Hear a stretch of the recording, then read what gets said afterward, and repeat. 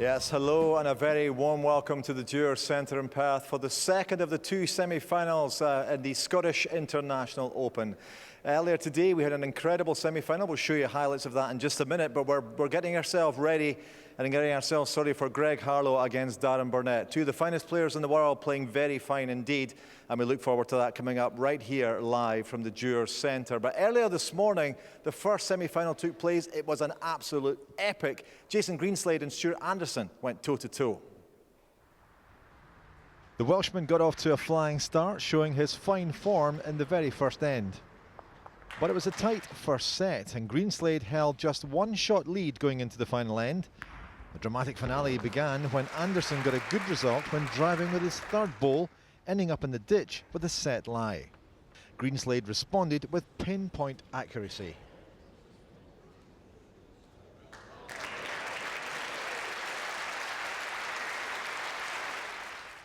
But the 2013 world champion produced a superb final bowl to take the set 6-5.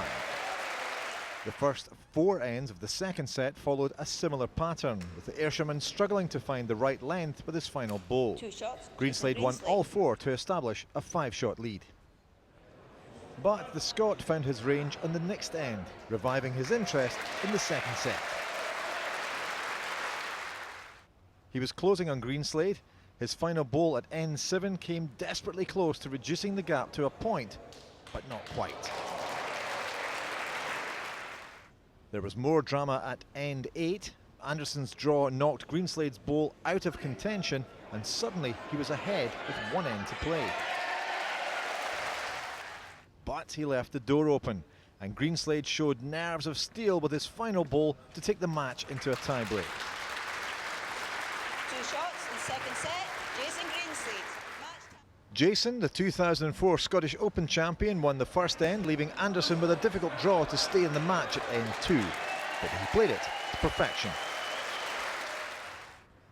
But Greenslade had another chance to win the match with his one remaining bowl. The drive worked a treat, and he was through to the final, winning an epic semi 5-6, 8-7, 2-0. It really was a fantastic semi-final. Jason Greenslade through. He's been playing some wonderful bowls here all week. Stuart Anderson has too, but Jason was absolutely on fire this morning, and he's through to the final. We'll be showing that live on BBC Two Scotland tomorrow. But who will Jason play? Either Greg Harlow or Darren Burnett. Well, the Arbroath bowler is having a pretty good year, but it's nothing compared to the previous 12 months. World champion in January, Commonwealth champion in June. 2014 will go down as one of his greatest. But it's not easy being one of the best bowlers in the world when you have to fit it in between being a policeman.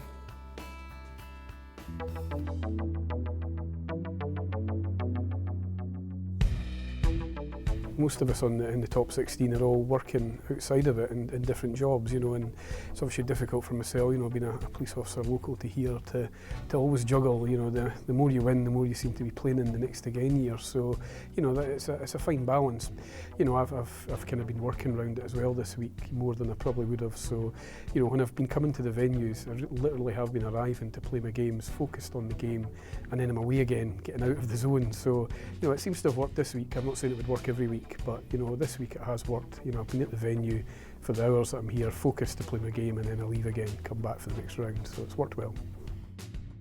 I've not put any pressure on myself coming into this event. You know, I've tried to be laid back. You know, I've had lots going on, so you know, I haven't really focused on the event maybe the way I probably previously have, and it seems to have worked. You know, I'm going on the rink really relaxed, and you know, I've flickered about. I've not played brilliantly in every game, you know, but I've in flashes played really consistently well, and that's probably won me each of my games, you know, so hopefully I can just bring more of that to the semi-final.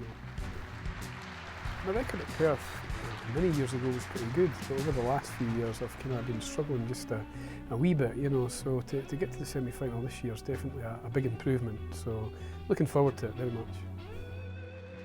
2014 is always going to be a very big year in my life, you know, obviously, you know, how can you beat the World Indoor Championships and Commonwealth Gold in your own country? It's going to be very, very difficult to beat, but you know, the fact that you've done it once now, I suppose you strive to try and win it back again. You know, it's been hard to win it the first time, no doubt about that, but now I've done it, I'd like to obviously get it back again sometime. Me and Greg have met, Greg Harlow has met quite a few times recently on the tour actually. I think we've met in the last 2 World Championships. The year I won it, I managed to just get past him, and then he completely hammered me last year in the quarterfinals. So he's a quality player, you know, and he has all the shots. So I'm going to have to be on the top of my game to compete with him. You know, the semi-final onwards is where the real competition, I suppose, starts. You know, once you've dodged the early rounds and got this far, you can kind of relax now and see how far you can really go. Yes, Darren was in court this morning. You'll be glad to know it was in his role as a police officer and not as the accused. Now, he's up against Greg Harlow, as he mentioned. Let's find out a bit about Greg before he gets into this semi-final. He's not a man for keeping statistics, but Greg Harlow is pretty skilled at picking up titles. Became the World Champion in 2010, and 2 years previously he won here in Perth, celebrating with a cartwheel, champagne and fish and chips. It's always a pleasure coming up to Perth, and I've won and lost in all rounds before, but it always gives you a buzz when you get to the later rounds. Obviously, I always think semi-finals, once you're on a roll, is probably the worst round to lose in, so I certainly don't want to be doing that. Like most of the players, played Darren a good few times, won a good few times, lost a few times. Obviously, he's been in great form lately, lifting all his titles, so should be a titanic battle, to be honest. I know what I would like to do, whether it actually happens during the game or not is different, but obviously with Darren, he has got a great drive shot, so you don't really want to set up too many targets. But having said that, you've still got to get the bowls close, so it's about playing the game rather than the man, and then just see what happens tactically as the game unfolds. Ladies and gentlemen, please give a very warm welcome for the second of our 2 semi-finalists here at the Jurors Centre today. Former Scottish International Open and World Champion, Greg Harlow.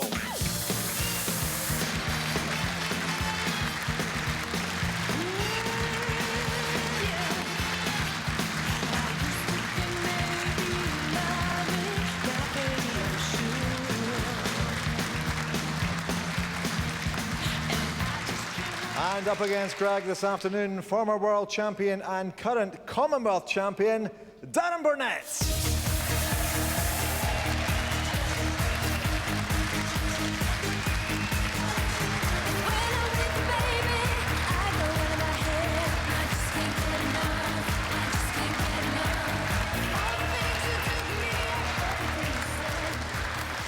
Now, these guys have been in sparkling form all week. This match should be an absolute sensation. We hope so. Live here on BBC Two Scotland, described by David Corkill and Paul Mitchell.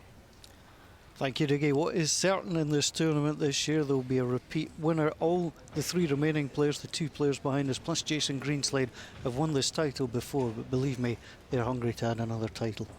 They are. And what Greg said about losing in the semi-final is the worst ever. Semi-finals are horrible to lose in. So you really want to enjoy the final, the whole atmosphere with the final, the whole day, right from the start all the way through. Whereas the semi-final is just like another match, actually, because you're just there and then you go away. Well, we shall see. Scottish International Open 2015. Jason Greenslade past Stuart Anderson. And now work to do between Messrs Harlow and Burnett.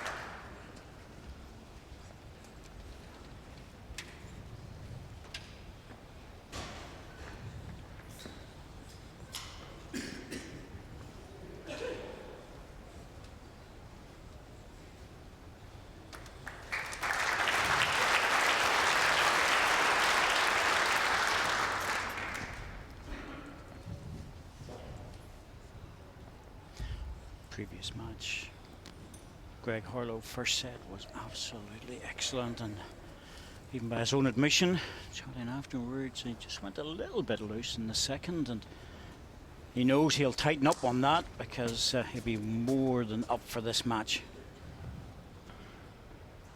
The crowd will be very fair, of course, as they always are, but you know really where their loyalties will lie. Yeah, credit to Greg Harlow when he was walking on. He reserved a special wave for the table that have got all the saltires at it, and been cheering Darren Burnett in the warm-up even, so he gave them a wee wave. And a big smile. One red. Just one. The psychology starts before the match. Absolutely. That side, the bowl is 2 foot short of jack high.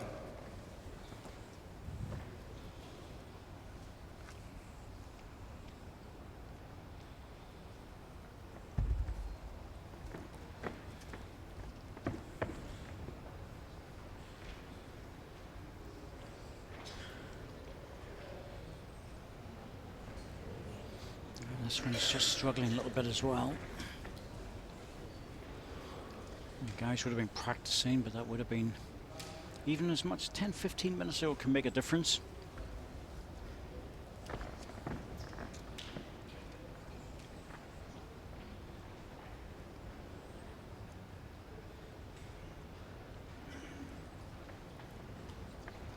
Ready comes, that's another shot. And both the players are using strong bias balls, the green ones, and this is a very strange thing, and I know people have talked about this a lot, the green ones just don't seem to bend as much as the red. And when you put them down the test table, everything's exactly the same. Just chatting to Stuart Anderson about that, and see Darren Burnett just down on this backhand. Oh, he has to reach for this, and you got that one away a little bit gentle. Yeah, you knew you hadn't played through it. Really out of the hand.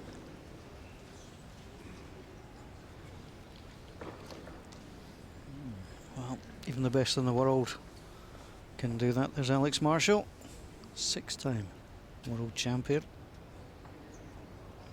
Yes, Alex here with his wife Diane, who's down supporting Craig, I think it was actually in the match as well for that. Now East Lothian direction. Indeed. No doubt in his new role with Aeroballs doing some business as well. That's a miss from Greg Harlow. There's no danger and he knew it coming Two through. shots, Greg Harlow. I think Darren will be delighted to get away with just losing a 2 out of an end like that.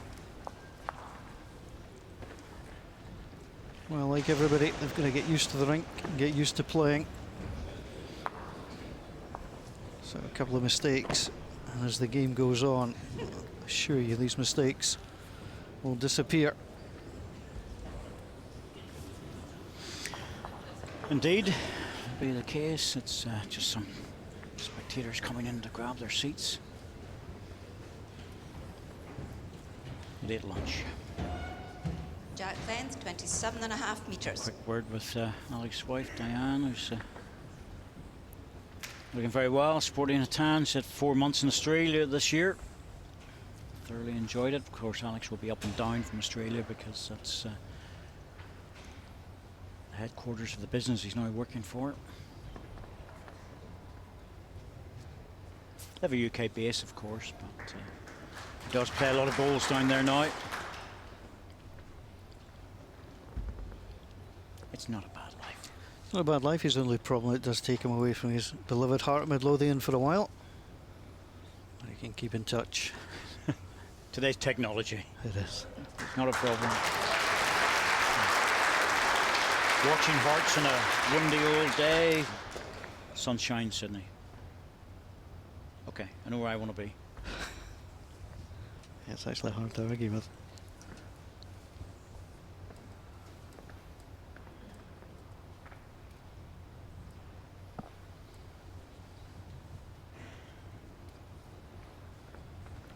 One green.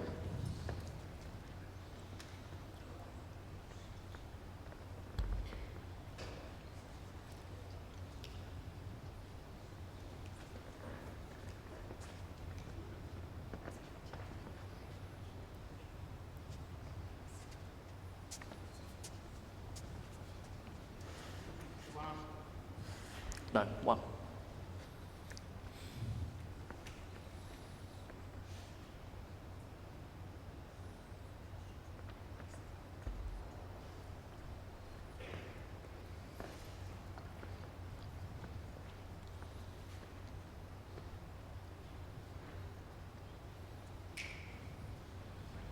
Just One green. overplayed it, Greg Harlow.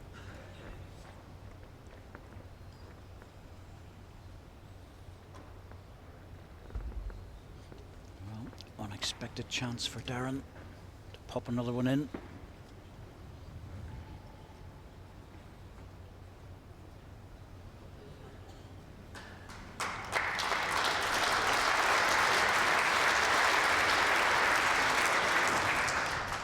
Two green.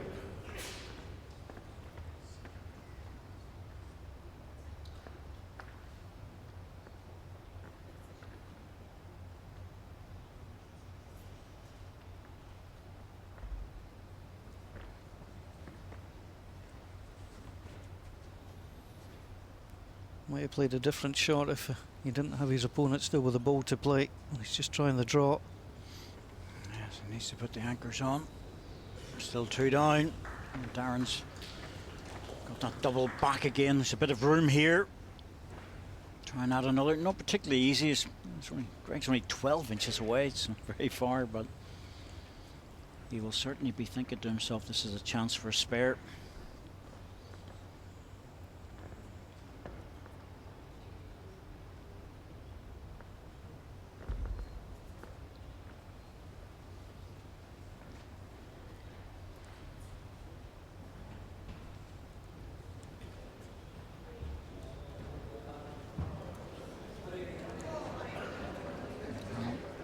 Just not making it. Same as Greg in the first end. Missed the chance. Two shots, Darren Burnett.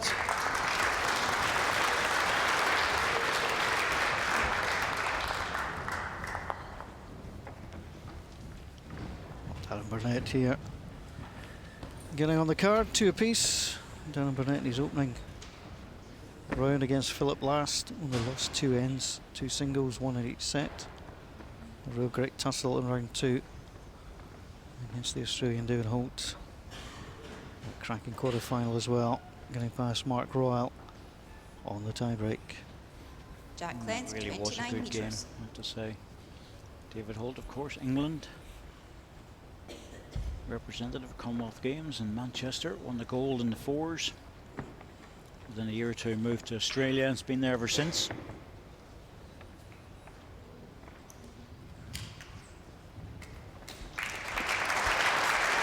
Does a lot of his goals down Sydney at St John's Club, and it's a very, very big club down there. A lot of money in bowls in New South Wales.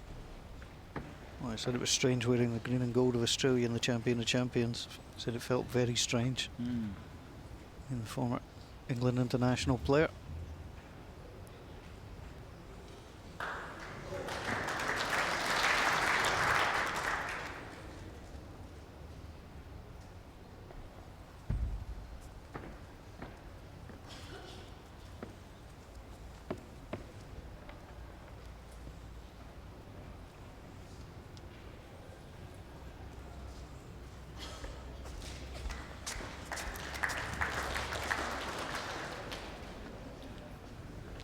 I favour two, Greg, yes.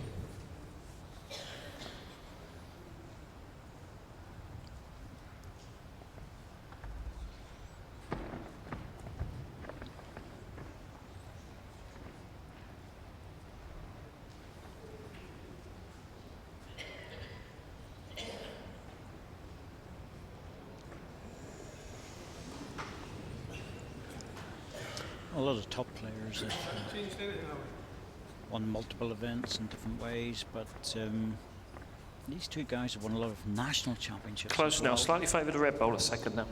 British Isles titles. Going through the domestic game.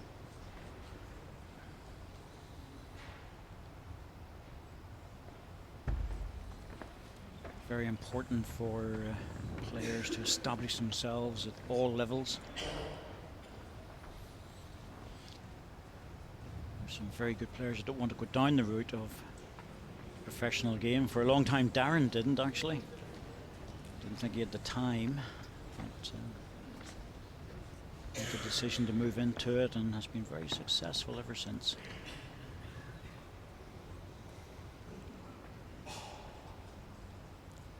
Greg's tempted with this. He's very good at the runners, in particular in his forehand.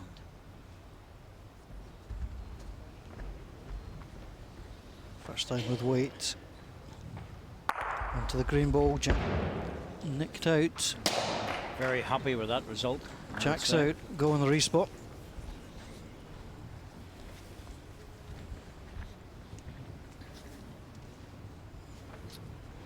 Doesn't miss too many on his forehand. 1 red. There are some players who have a favour for driving one side or the other. I know one player who would give an opportunity to play 100% drives on his backhand because he very rarely misses. Even when it looks like a forehand drive. Right. I'm not sure about this one, Darren. Have you pushed it enough? It's coming down now. Still looks a bit lazy.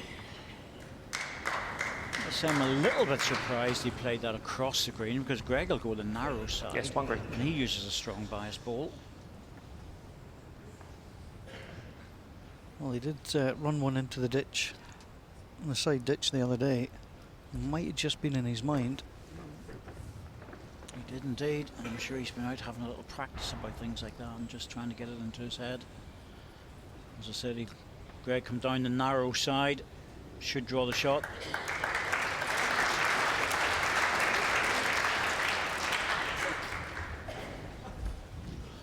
One shot, Greg Harlow.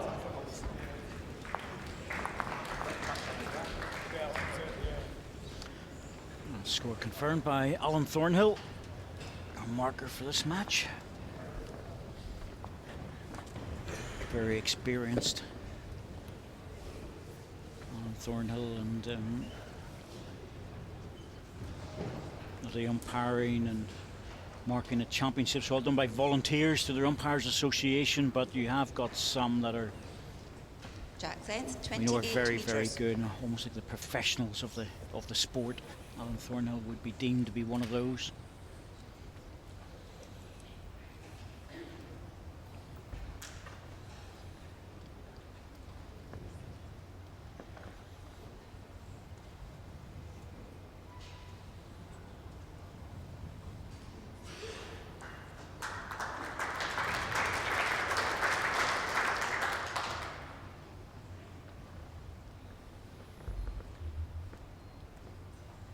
Darren Burnett looking to get to his 3rd Scottish International Open final. Won it in 2001, almost defended it a year later. Since then, just the one semi-final. 18 inches. And in 2012 when he lost to Paul Foster.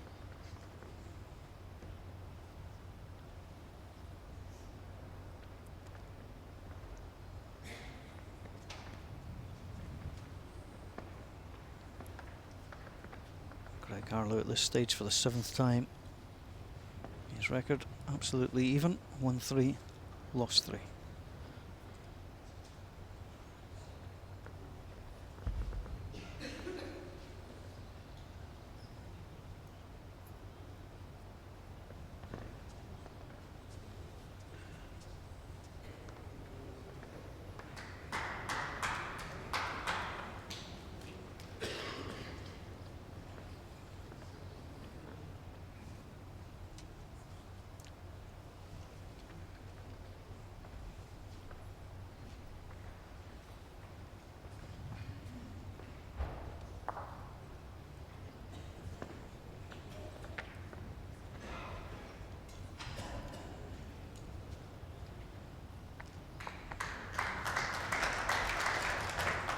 One green.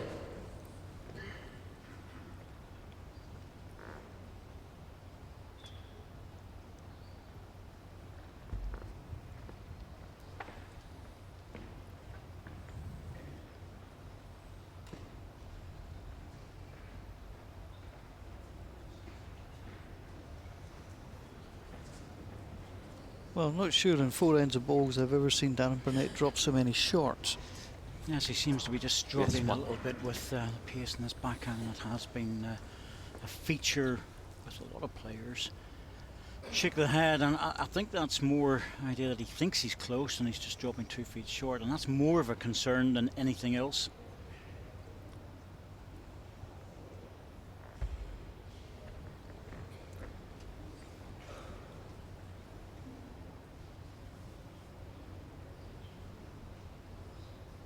Greg just making sure he's arriving, but the wrong side of the green ball. beside his others. Will he drop back? Well, it's closer.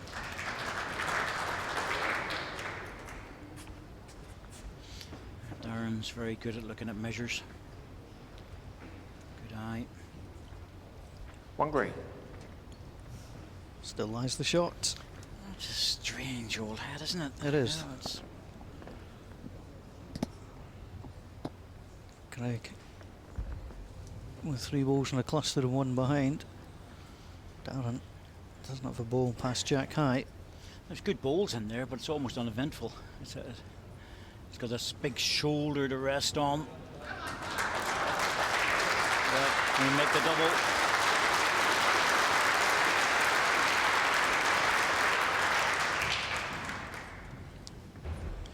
Two shots, Darren Burnett.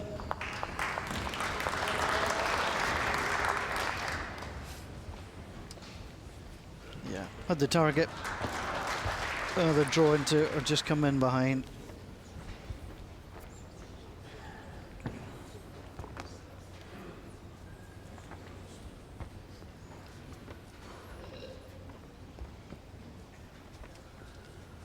Jack length 29 metres. What it's looking like at the moment, David, it's looking like it's hard work for both players because they've not quite got into it yet. Not quite. I think it's just the feeling that they're very close on occasions and the ball's just dropping on the short side. Same again with Darren with the first delivery. Normally that ball would be within 12 inches, quite often within 6.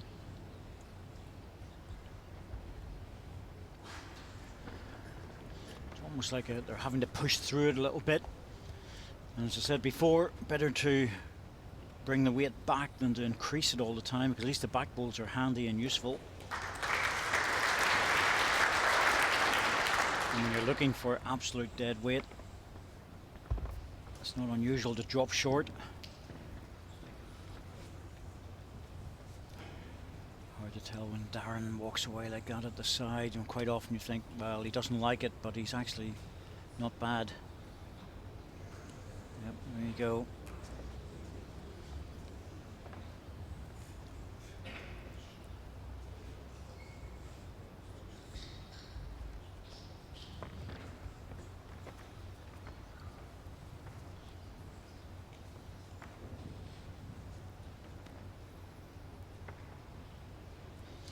Both these players using wide bias balls. You're not going to see a straight ball played on the World Bowls Tour events by the top players. 2 red.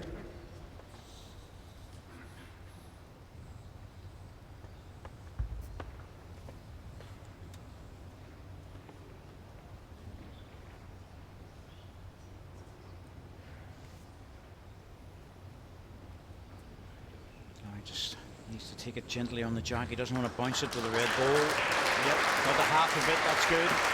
Didn't want it solid. 1 green. Greg wants to come and have a little look at this. It's going to be a bit of a tricky one when he sees it.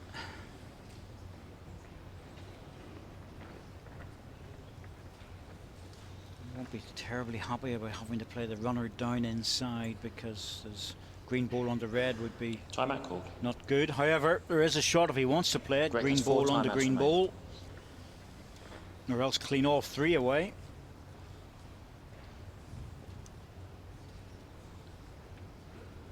If he takes all 3 away, then the front ball will lie the shot. Greg with 2 to play. That will influence the shot selection.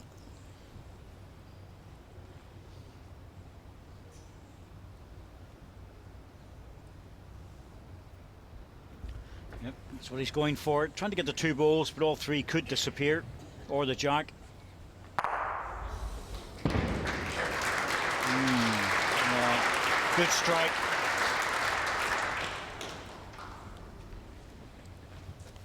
Come out of it pretty well. 2 Got red. the 2 green balls, but he would have preferred to have left the jack where it was. It would have been much better. However, this backhand's just been hard enough to get the weight. This isn't a given by any means.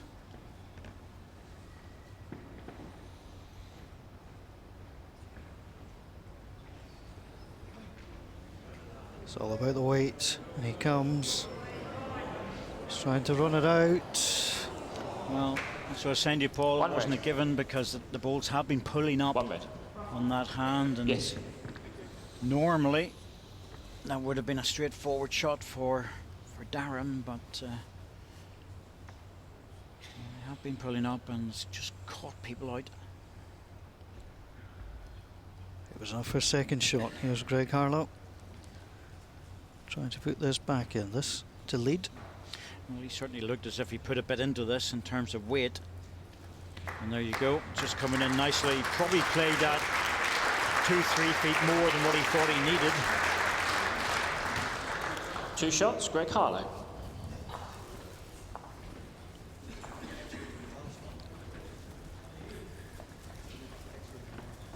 There's a very interested spectator up in the players' balcony here. Is 6-time world champion Alex Marshall, and we knew it was going to be tight, but it's a real topsy-turvy game, isn't it? Yeah, it was always going to be like that. It's going to be a tight game right to the very end, I think. The early exchanges have been very, very close. Greg and Darren just not got their weight as yet, but I'm sure as the game goes on, it'll get better. We talked before the match that Darren was in court this morning. I mean, obviously he's a police officer, and you know, when you're focusing on a semi-final, it can't be the best preparation, but he must be used to that kind of thing. Yeah, definitely. All week he's been back and forward to the court, which must play on his mind when he's out in the green. But Darren, knowing Darren, his qualities, he'll be putting that to the back of his mind and concentrating on the game against Greg here just now. This is the first time that the crowd has been as full as this week. I mean, does that have an impact on the carpet? Because we saw Darren dropping short there, unusual for him. Yeah, definitely. Obviously, when it gets hotter in the stadium, normally the carpet gets a bit quicker. But all the players have found this week that the carpet was wide to start with, but as the week goes on, the carpet slows down and the hands get a little bit tighter. So, yeah, I always say the carpet changes from day to day. What about this match then? Because Greg Harlow obviously is a great player. He likes playing here. There's no doubt about that. And Darren's been in great form from last year, the World Championship and the Commonwealth Gold. How do you see this one going? Yeah, they've both been in form this week. They've both been playing great balls. Greg and Darren have both got the heavy running shots, and so far Greg's came out with 2 or 3 running shots that have been very costly against Darren. So Darren's got to just get his your first ball ball 2 in feet at the past back of the Jack jack, line. at the front of the jack, and try and Darren's dictate the ball. head from there on, because Greg Top never 10 misses inches with his short of runners. Jack line. So who's winning then? I'm not going to sit in the fence, but I cannot go against my Scottish colleague, but I think Darren will win in a tie-break. Thanks very much indeed. Thanks. Good to hear from Alex Marshall, MBE. Good to hear he's not sitting on the fence. Exactly. If he'd have gone against the Scot, it wouldn't have been good either. I think he was on a safe one there. Thing is, he's absolutely right in what he's saying, though, and Darren's just not making it with his first deliveries, and he's dropping too many short bowls, and really needs to get through those short bowls a bit better. Whereas if you don't, Greg will just take over and force him into all sorts of difficulties. We see it again. 2 red. It's just not like Darren.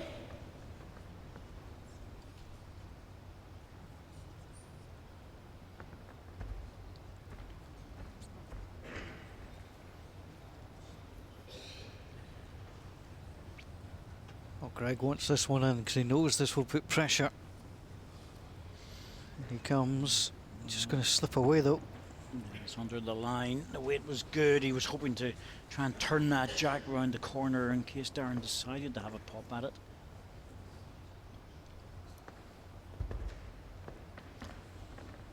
Still got a bowl after this, so sticking with the draw.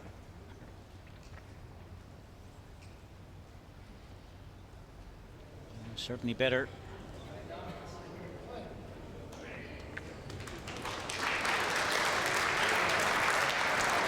Well, a second shot, but there's still something on here for Greg, and that is a little turn of the jack for 3, maybe 4, which he will be looking for. He wasn't too far away with the last delivery. Same line with maybe an extra 2 feet of weight.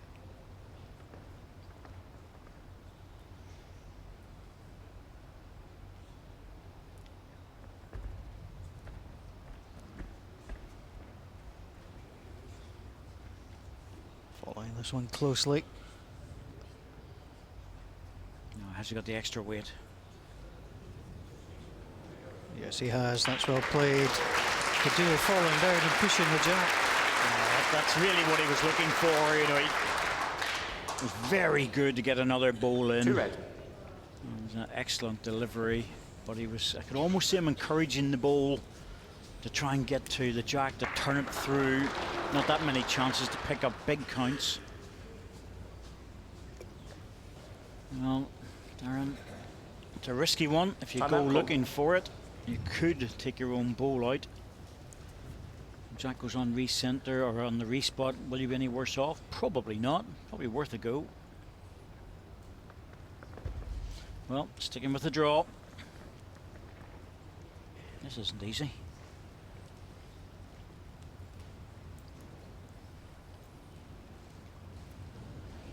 Coming round now. Yeah, see, I can understand that he was left in a difficult position with no back bowls. 2 shots, Greg Harlow. Taking his own ball out and the jack had come through, he would have been 3, maybe 4 down. Darren has 4 timeouts remaining. Well, as it is, he's in a little bit of trouble. 3 down, 3 ends to play.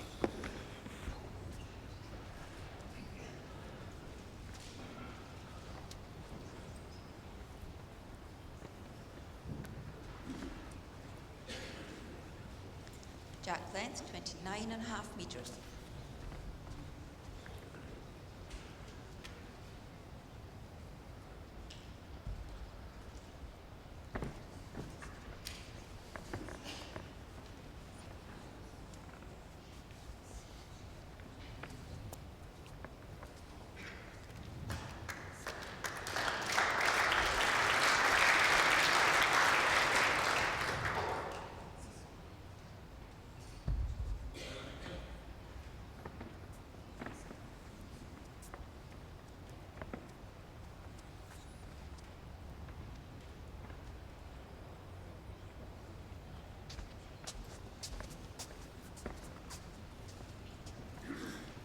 Once again, backhand's not doing Darren a lot of favours. He's not too far away with that one.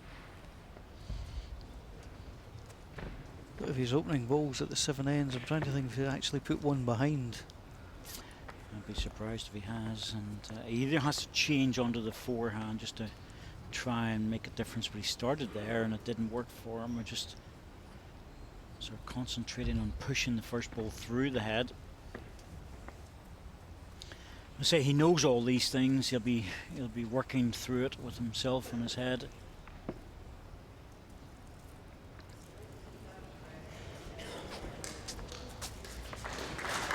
And there's a correction, but once again, the ball's dropping away. Slightly favour your bowl, Greg. It's close. And any extension of the jack through is in favour of red.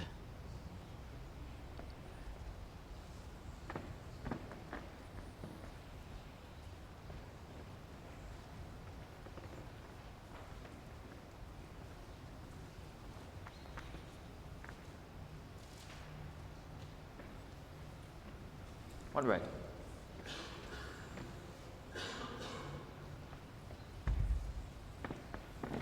Oh, he didn't like that, getting away. Usually means he's pretty close, to be truthful. Yeah, he looked like he got it away heavy. He had done so. But that's where the first ball needs to be if he's struggling with it, Yeah. dropping short. If he goes through with that, the first ball, at least he can take a little bit of weight off. And not quite sure what's going on because pace is obviously a bit tricky.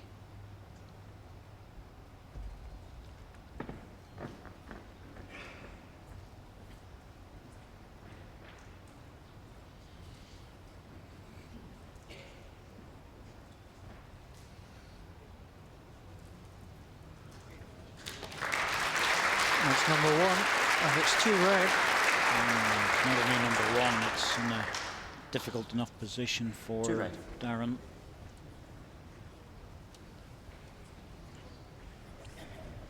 If he wants to play a running ball, there is one available to him.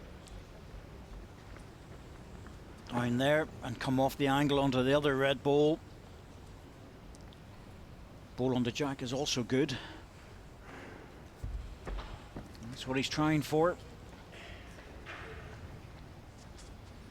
Pulled it across the line. No worse off.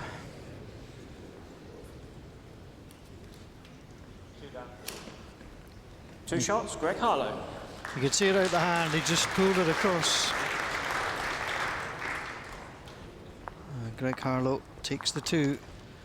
Is in charge of this opening set.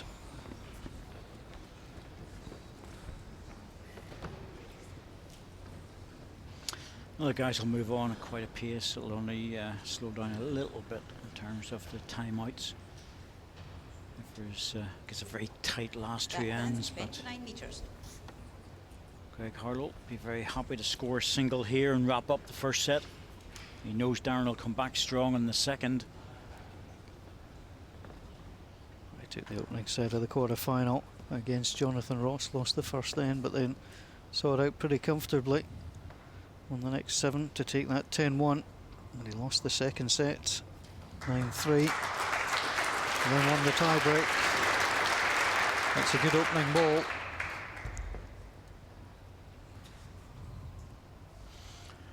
Now then, Darren Burnett, can you find your way behind the jack with an opening ball?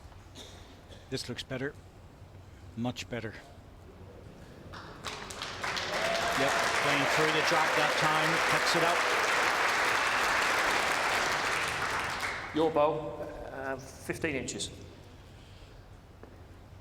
I mean, you mentioned it, David, and players know it. You know, when you are bowling short and you find yourself constantly doing it, you're telling yourself not to, and sometimes you just wonder what it'll take to shift things. But change of length, change of mat, where you're standing, something has to change. As Greg just goes through.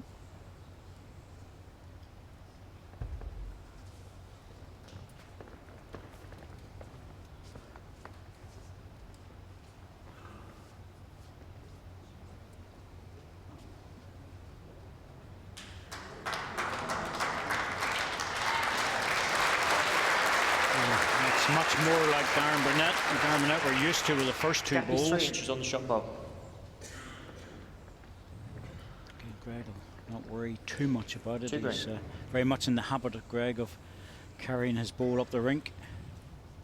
He's coming down for a look. This is well played. Just a little borrow off the red ball. Timeout called. Greg has 3 timeouts remaining. It's unusual. Players don't normally carry the ball up. As I say, many years ago, it used to be an illegal thing to do. Carry it up there, it'll be taken off you and say, tough. Yep. But I've changed that rule a long time ago.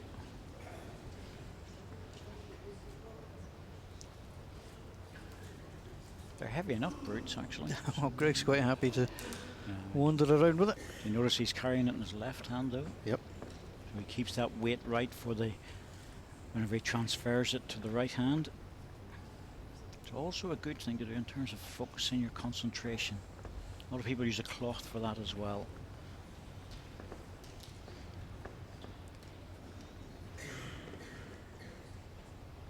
Oh, I tell you what, this just needs to run a wee bit because the line is so good. Yeah, it looked good all the way down in terms of the line. You just need another foot of weight. It's close. Close for second now. Slightly favour the green, but it's close.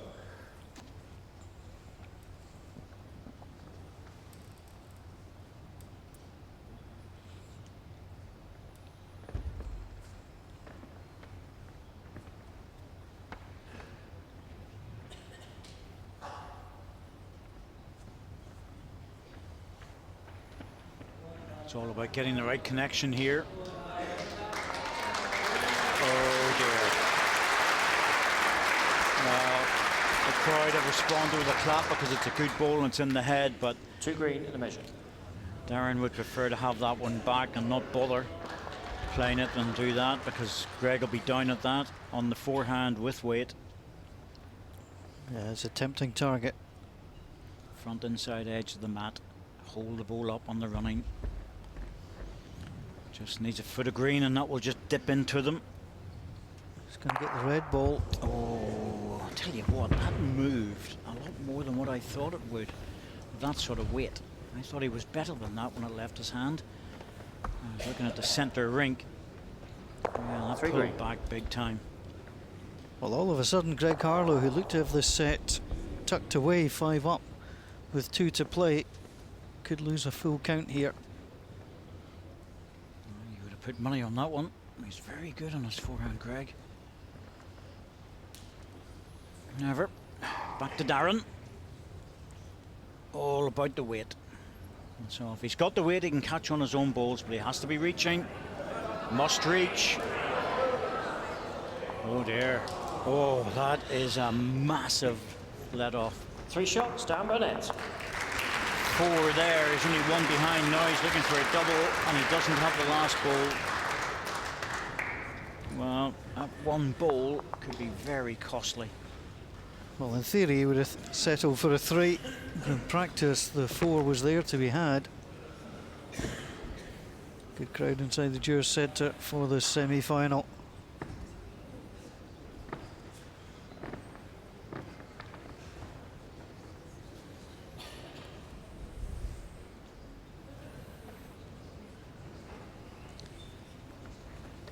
Jack length, 28.5 metres.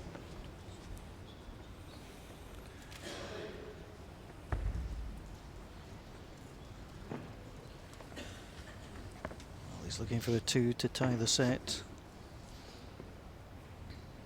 Greg Harlow's had a couple of tied sets in previous semi-finals.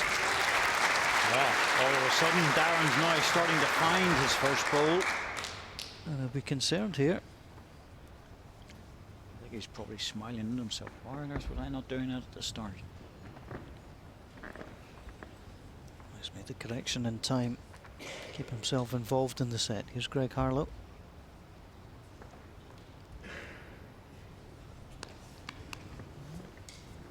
Trekking through.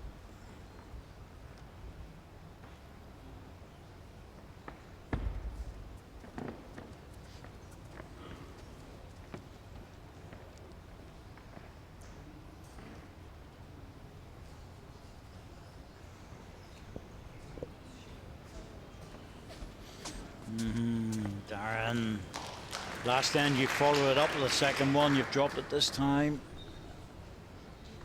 Oh, Greg's moving. And the way he's moving his hand, you get the impression he might be going looking for this. He is. On his favoured forehand. Just see that movement up and down. There's a good target there. Well, he got his own ball going through. He'll not be desperately concerned about that because it stayed on the rink. But he would definitely expect Darren to get this one close.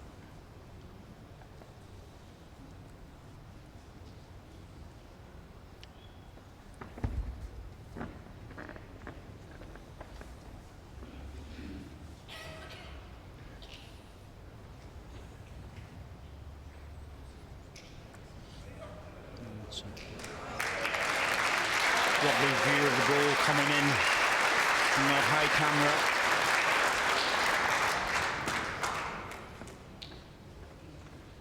Two green. Back to the draw, I think. He's coming up to have a look, Greg, but surely he'll go back to the draw this time. A good second is all he needs. He can afford to lose a single. You're not worried about that. Doesn't matter how many you win the set by. Always looks pretty when you win by 5 or 6 shots, but 1 will do every time. Timeout called. Yes, Darren Greg Burnett has got 2 the family timeouts up. remaining. Wife Lindsay, Island Evie there, by the looks of it. Goodness me, they're growing up. Lovely vantage point from the balcony. The players' balcony and the sponsors' tables. It's a good venue, this. Good venue for internationals as well. Played here a few times. It's a very, very pleasant place to play.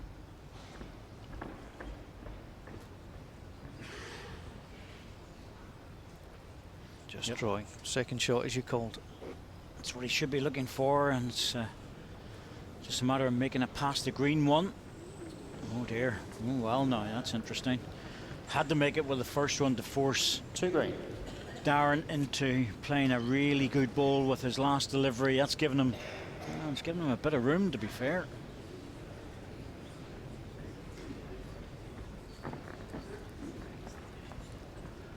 See Greg just sprinting past to get into position, not to put his opponent off. Possession of the rink, very important.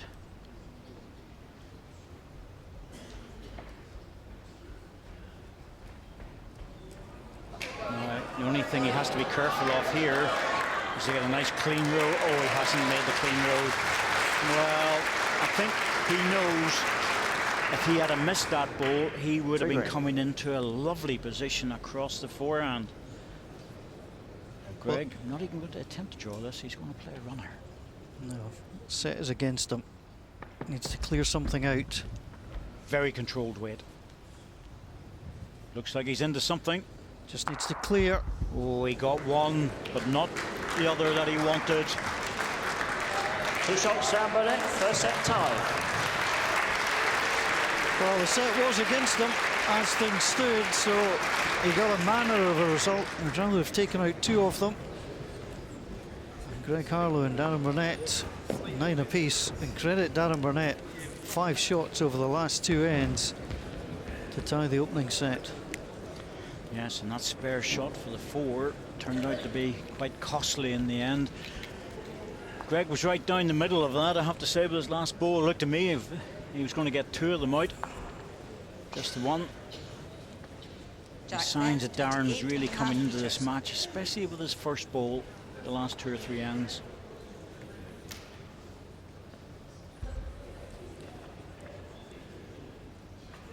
Well, the set is winner takes all. There's the remote possibility of a tie, because 2 tied sets are very rare. However, Greg Harlow's done that in a semi-final 2 feet. here against Robert Whale back in 2011. First end was great. It went on from there, 9 each as it was here at the opening set, 7 apiece in the second, and Greg won 2-1 on the tie break, so it is possible. And both players dropping short of their first balls.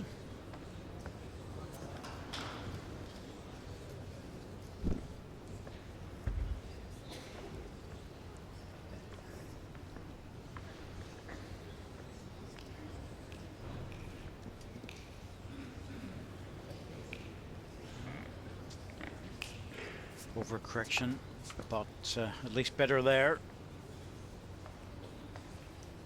I'm not surprised that Greg's moved. Probably thinking to himself, I'm going to have to move at some stage in this end. I might as well do it with this one. Second ball.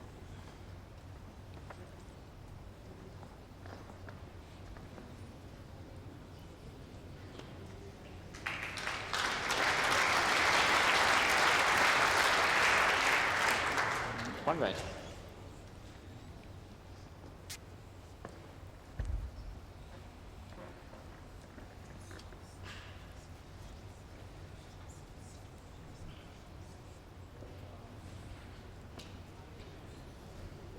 He's trucking on again. Well, this is a big chance now.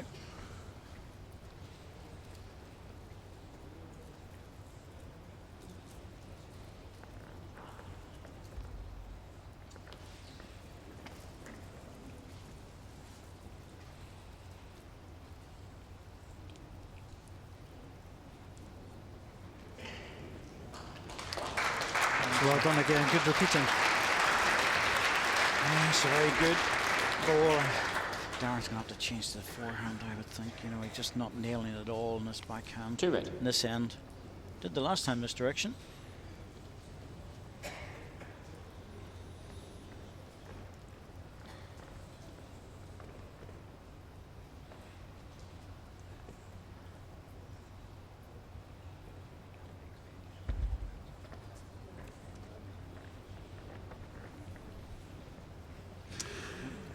Indeed moved onto the forehand. He's certainly better with this one. He's still not going to make it. 2 red.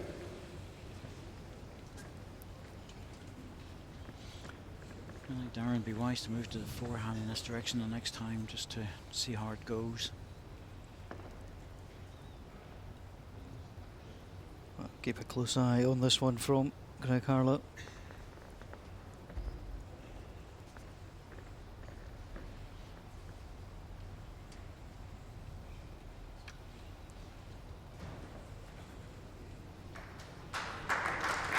He's making the 3. A comfortable treble. 2 shots, Greg Harlow.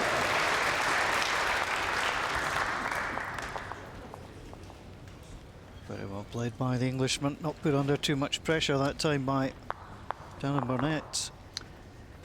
A bit of a cheap 3 in many ways, because Darren only had one half-decent ball, which was 14 inches away.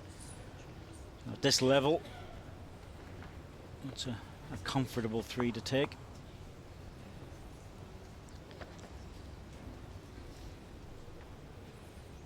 Jack thence 29 metres. Well, at this level, if you can get a 3 and all you've done is draw with each of your balls, tends to suggest your opponent is out. That's what happened there.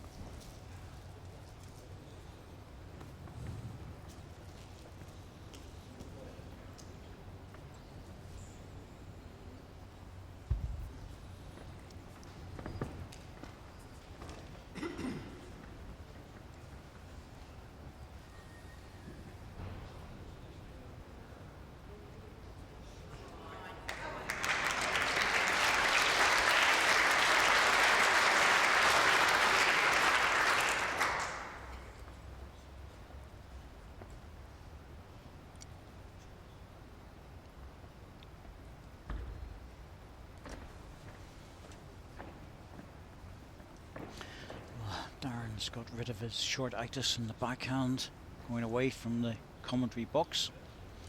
And dropping a 2-3 feet short on a regular basis, but he managed to solve that problem now, whatever it is. He's 1 green. He certainly put it to the back of his mind.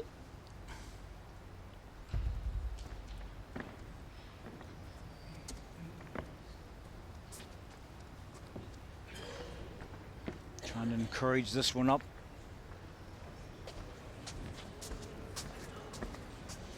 He's dropped it, but he's dropped it across on the forehand. Gap is 5 inches. And that's not. Gap is 2 inches. Over last ball, sorry. 2.5 feet. Might be a wee runner here from Greg. He can get round it, but I think he'll probably just try and draw this, to be truthful. Yeah. Sticking with the draw. 2.5 feet. If that had been 18 inches, that might have been different. He knows he's got enough room to get around this and get back to the jack.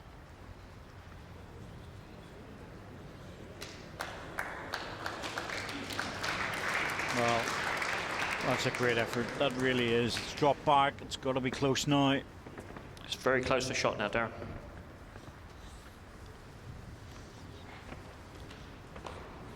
Falling back was key here.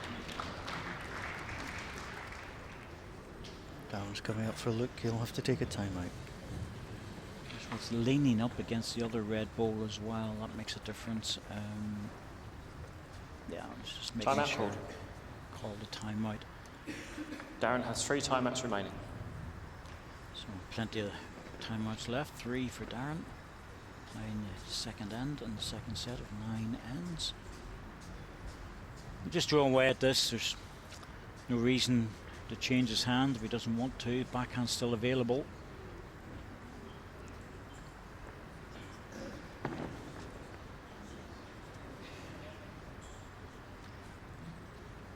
Well, he's moved on to the forehand. Has to be a little bit careful. The only thing about the forehand is if he drops a little bit short, it'll block Greg on the way in.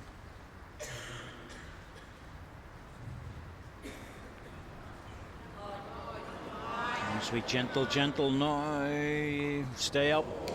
Good stuff. Greg might be tempted now. That's changed the angle of things. Instead of the green ball just coming in and locking into his red balls, he might be tempted to have a pop at this if the shot's against him. The 2 balls could disappear and he would be left line 2, maybe 3.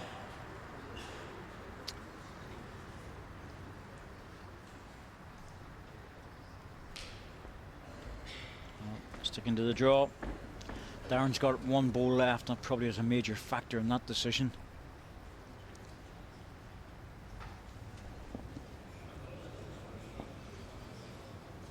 It also might be that he favours his line, the shot. Well, I agree. I think he would think that he's got it. It's close. You can see it's close, but if he thought that was against him, he would have had to come into it. Perfect shot here for Darren. Rest the red ball, drop down on the bias and make 3. Let's see if he can do it. It's available either side. Also can get a little nudge on his own ball. That would be enough to make sure. And he's okay as long as he's reaching. He's got a chance to turn this ball down for the shot. I think that's number 1. Yep, played it well. It'll be 1 out and a measure for 2. Umpire. Don't need to worry about taking the other red ball out. One's lying against it. Just leave the 2 of them and just measure it. Put a wedge on it? No, leave it. Yes. Yeah. See this ball dropping down. Yep. Shot ready against break. That's the shot. I'm just hearing Alan saying there, don't worry about wedging it, just leave it. You know, it's not worth the trouble of wedging it when you're using calipers. Just take the red ball against the 2 green. Precise measurement. Doesn't get any more precise than using these things.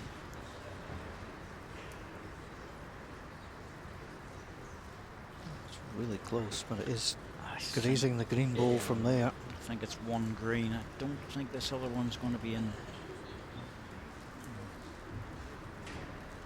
Well, that's also very close, actually. It could be 2. Going back to check against the red. Just enough of a nudge.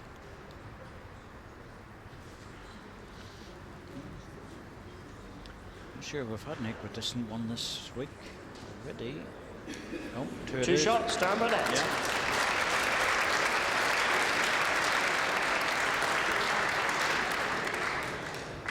Excellent last ball for Darren Burnett. A lot of pressure on TV balls when it's like that. It puts a different scrutiny onto umpires, and it's a different professional attitude now than what it used to be years ago, when there was used people usually in official positions and they would go on and mark an umpire. I remember one umpire actually making a decision in a vital match, and he pushed out the wrong ball. And it was for a match. It was for an actual Jack Thens, game. 27.5 metres. That would have been taken well.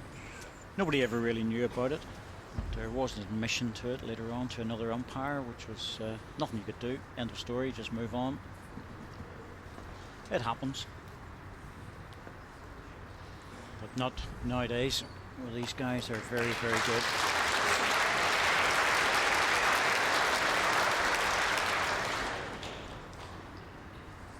The quality of the opening ball for Darren Burnett has skyrocketed over the last few ends, and he'll be happy with that. Here's Greg Harlow.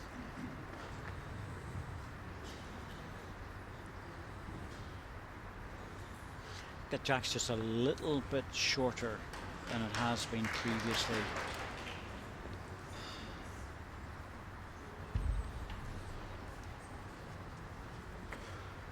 Now, Darren, can you just drop past the Jack, close to the red ball?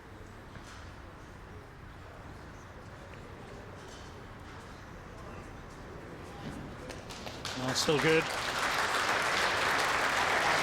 Kept the target nice and narrow.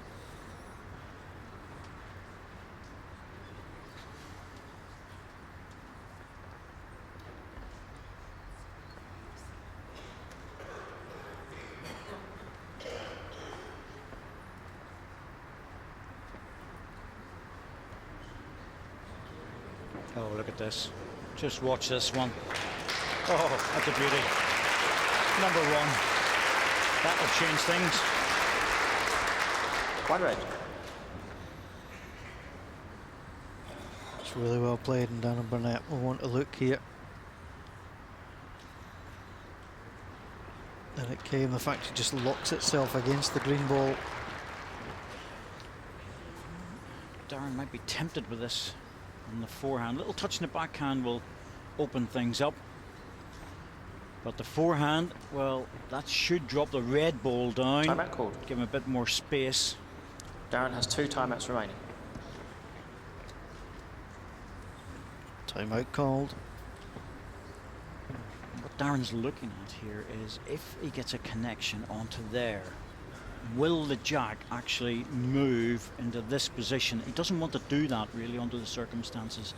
He really wants that ball to move out clean and lie the shot. Doesn't want any movement on the jack.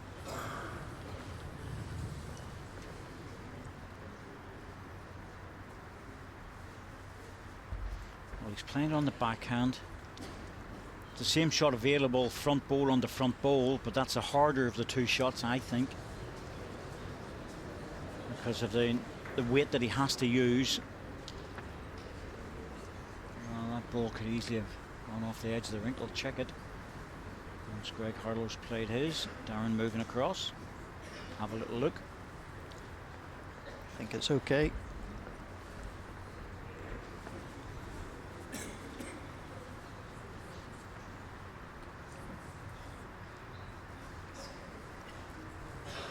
Greg trying to take that shot away by turning the jack, and he has. Oh.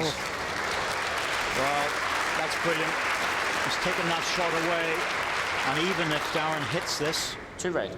the jack will move, and Greg's got one waiting. 2 balls will disappear, but the jack will definitely go. 2 of the best consecutive balls from a player we've seen all week.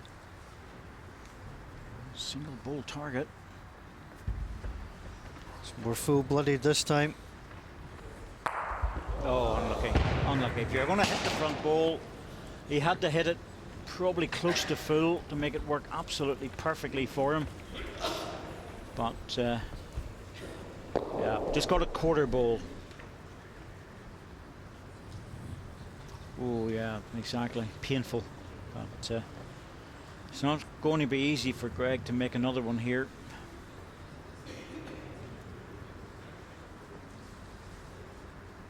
Well, he has drawn 2 perfect shots.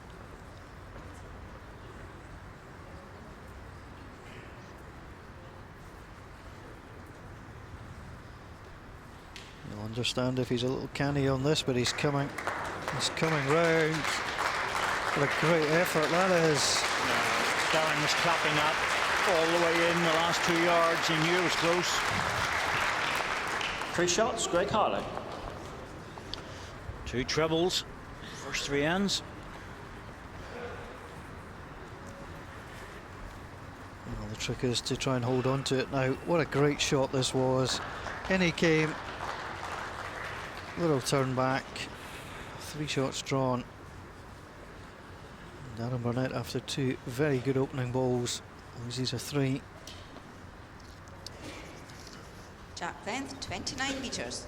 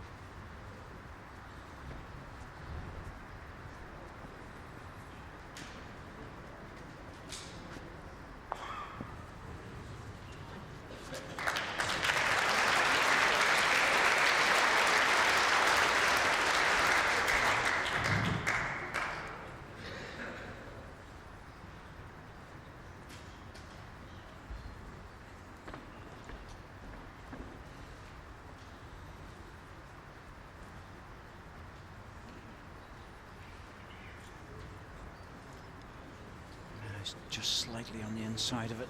And the weight was good.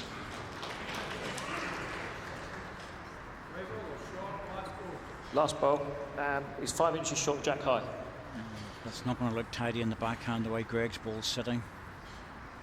Hence the move to the forehand. No point in pushing a ball in that's just slightly short into a better position.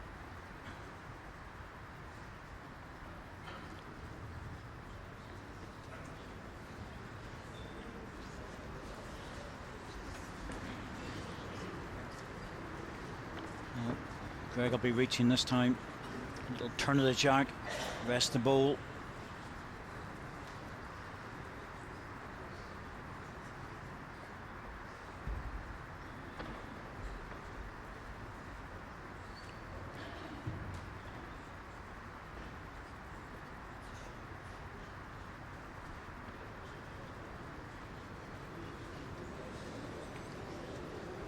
Good effort. One He break. just looked under as he came into the head. Here's Darren Burnett. Staying on the forehand. Well, ideally he'd like to come in. And he's just going to come into the back here. I think he was trying to make sure of getting around his own ball, but the shot's still there for Greg. Only the one shot. If he turns this jack absolutely right, he makes a very good three. The trouble is, you really don't want to leave these shots. More than the players are going to get more often than they miss. Now, if he gets the ball first, that's different. Yep, but he's got the shot, but without the touching the ball, he was making the turnaround for three, maybe four. One red. 6-2, you're not desperately disappointed, but you also know that if you'd have turned the jack, you could almost have needled down the set.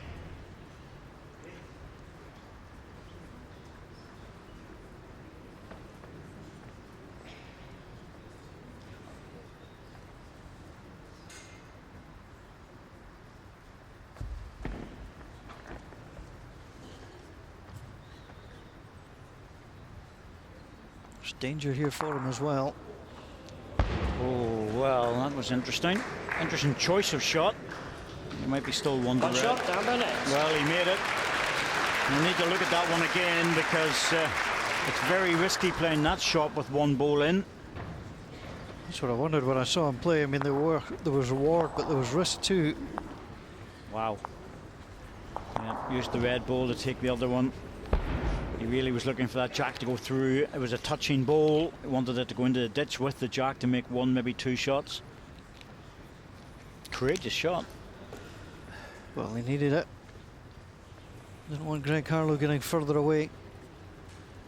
He came back from a 5-shot deficit in the first set. Darren Jack Burnett Bennett, doesn't want to have to 28.5 try that trick meters. again.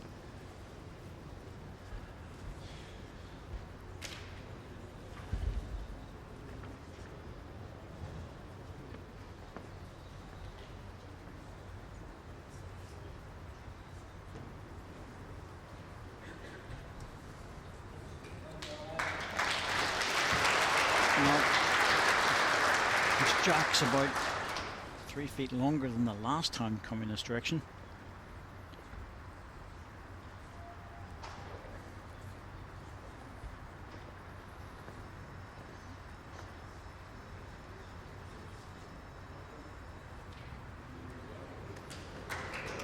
Just played it.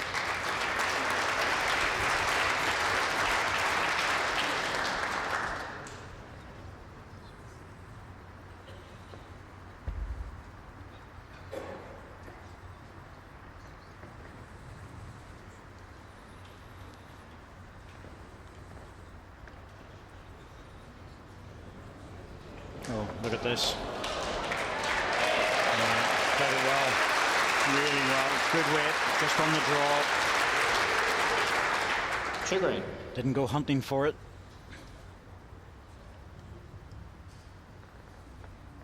That's that level of play we were expecting from these two former winners of the Scottish International Open.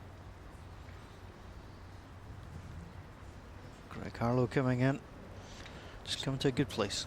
Yes, he's not going to get down in time for the jack, but the thing about playing a bowl like that is, you know, if you miss it, at least you're coming into a good home and you're not too far away from the jack. He's only 18 inches through. If Darren makes a mistake, that ball's waiting for it.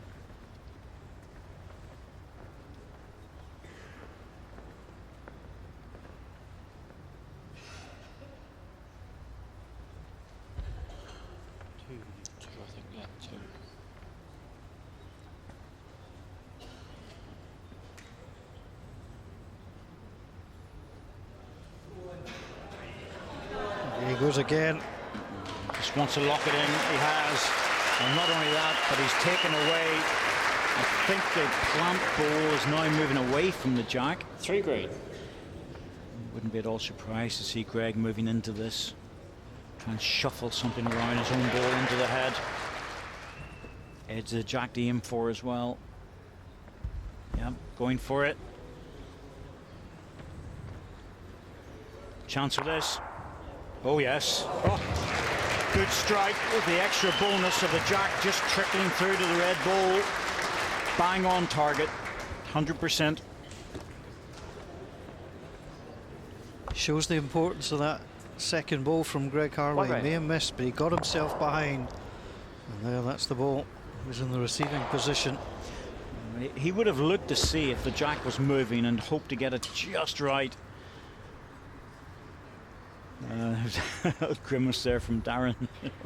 Can't blame him, to be truthful with you, because the movement of the jack has made it very hard for him. Don't think this is going to get back in time. Ooh, well, that is 18 inches away. Front ball's probably 12 to 14 inches away. It's beatable. Well, when you think how this end had started, the 3 balls from Darren Burnett tucked inside Greg Harlow's ball. And the value of the forehand runner from Greg Harlow. Can he convert to make it 2? He's certainly looking good with this. And the crowd think it's there. 2 shots, Greg Harlow. Yeah, good hit. And a good draw.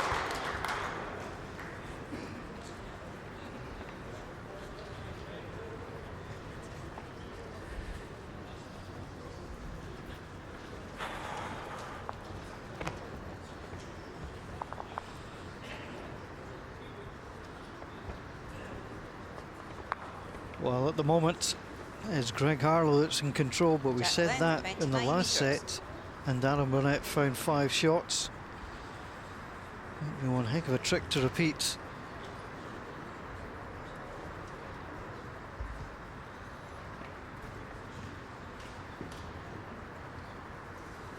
Greg Harlow scoring well. He's scoring well and scoring heavily. 2 3s and a 2. That's heavy scoring against Darren Burnett. Well, Darren Burnett has won the last 2 ends away from the commentary box. Picked up a 2 and a single. Needs to really score again. Keep himself in touch. So he was having trouble dropping short in this backhand at the start of the game, but he sorted it out pretty quickly. 3 feet. Now that first ball's getting in very close almost every time.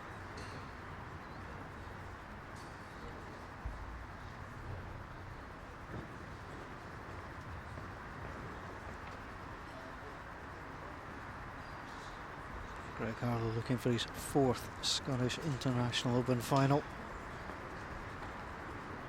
Darren Burnett is looking for his 3rd. And there's the man that they will play, Jason Greenslade. What a week he has had. Played so well.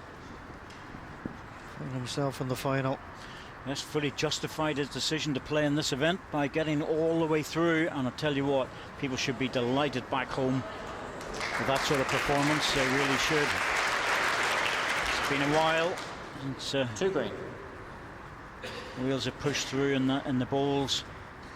relying on John Price and Robert Wheel for a long time, but this man has come out of the shadows over the years.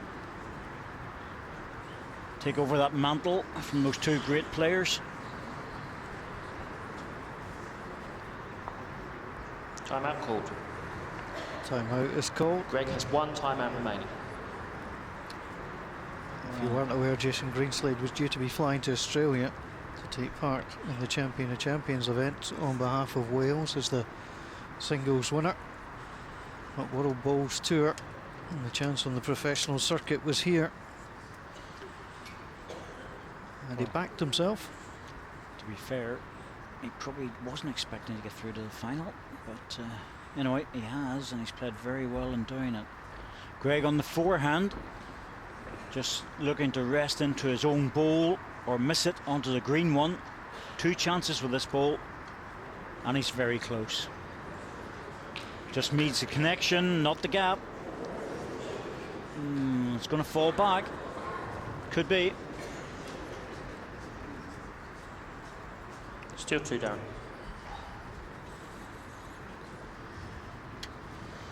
Well, a little touch in the green ball I thought was enough, but it's still 2 to green, and more than likely Darren will go back onto the backhand now.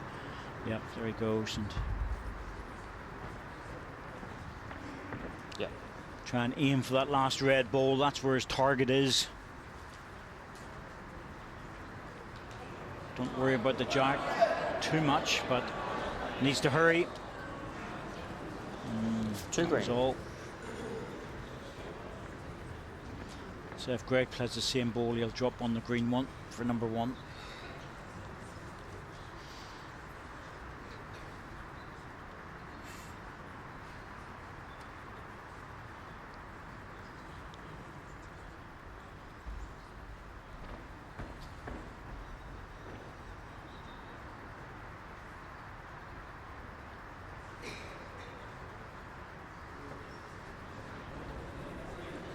Solid on his own's good enough. Yep, that should do it. That was the second option for him if he wasn't going to get to the jack. 1 red. It was always on. Always a good ball to play. Darren will be looking at this now, see what the angles are. Where it's sitting, well, it's worth his while coming through in the forehand. It's quite possible to actually take all 3 red balls out if he hits it the perfect angle. Needs a result here at the Commonwealth Champion. On to green. No. There it goes. Respot. We don't know. Could be green. Could be red. It's close, isn't it? 1 shot, Greg Harlow. There is red. Couldn't be sure about it.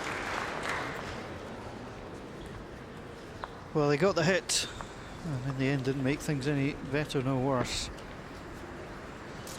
He must be chasing 6 shots now in 3 ends, and that's never easy.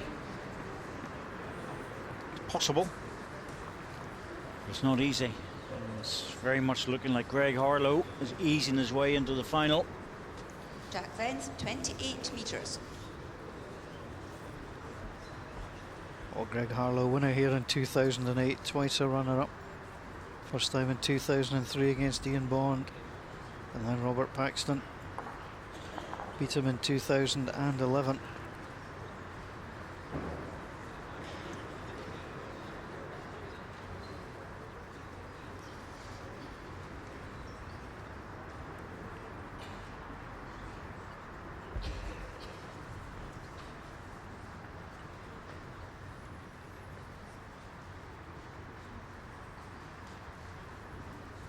There's been several pivotal balls in this match, and one of them came at the last end this way as Darren Burnett puts in a cracking ball. 2.5 feet. Just over Greg 2.5 Harlow feet. managed to hit when there was 3 against him.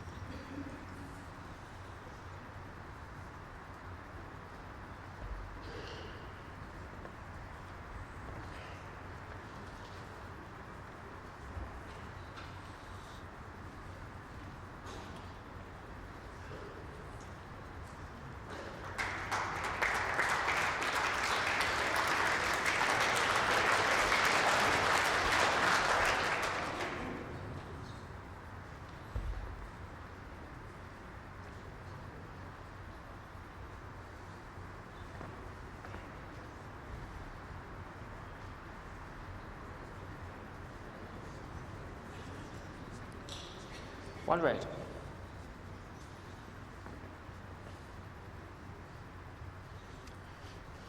Greg try and pack this head as much as he can. He doesn't want to give Darren the opportunity to pick up a count.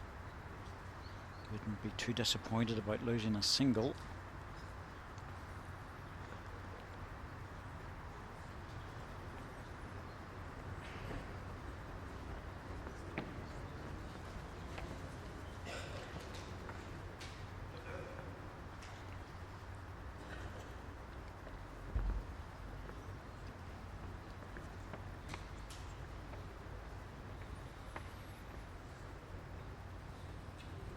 It's the jack of the red ball.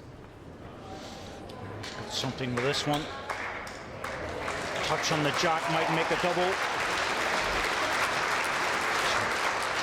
What he really needs to score is multiples. 2 green. He's always in the area. It's just whether he's going to make the gap or not. A little nudge and a little nudge to the jack makes a big difference. And Greg, he's 1 ball left. Timeout call. Calls a timeout. Gives us a chance to have a look at what options for Greg Harlow. So he has got the option, if he really wants it, to come down on the forehand. Personally, I think he'll just come on the backhand and just draw that. He doesn't really want to offer up the chance of something going wrong. He came in the forehand. It's always possible 1 ball will lock in. He could take his closest one out. Yeah, going for the draw. Will it get down in time? Not quite. It was the right shot to play, though. Well, Darren Burnett needs to change this 2 into a 3.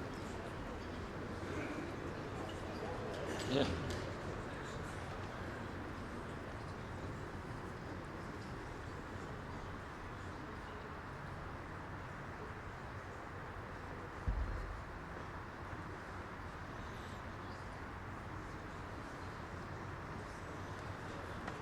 He's pushed it out in a good line. It's working its way back now. Darren Burnett picks it up.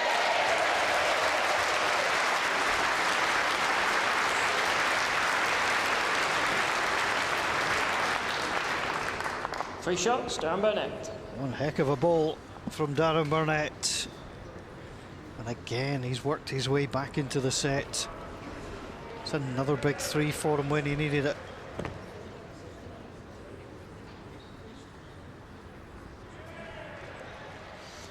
Oh, that's a massive ball. It's a confidence-inspiring ball as well.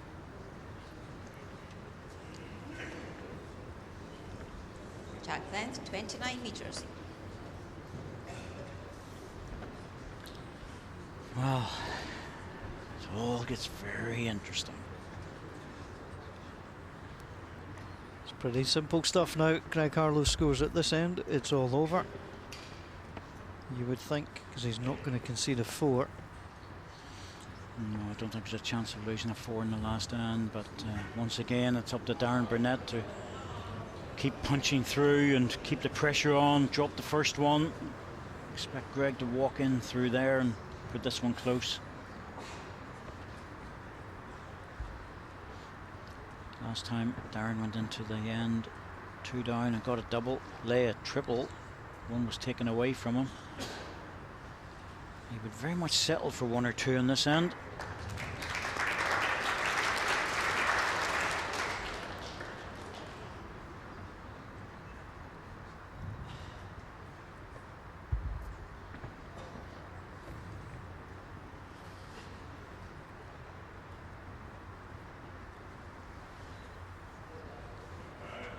Is he better here? The crowd are urging this one to run out and come round.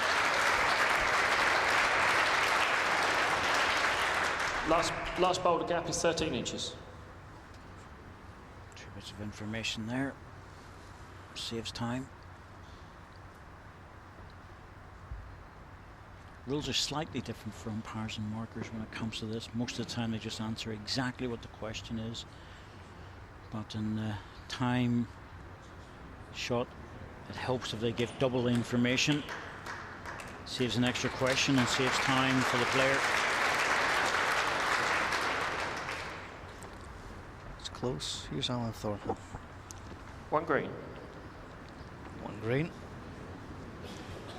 I could almost see your chest moving out there.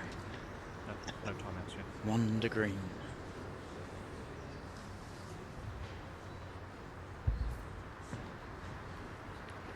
Personally, I'd like to see a tiebreak. Sort of game it deserves it.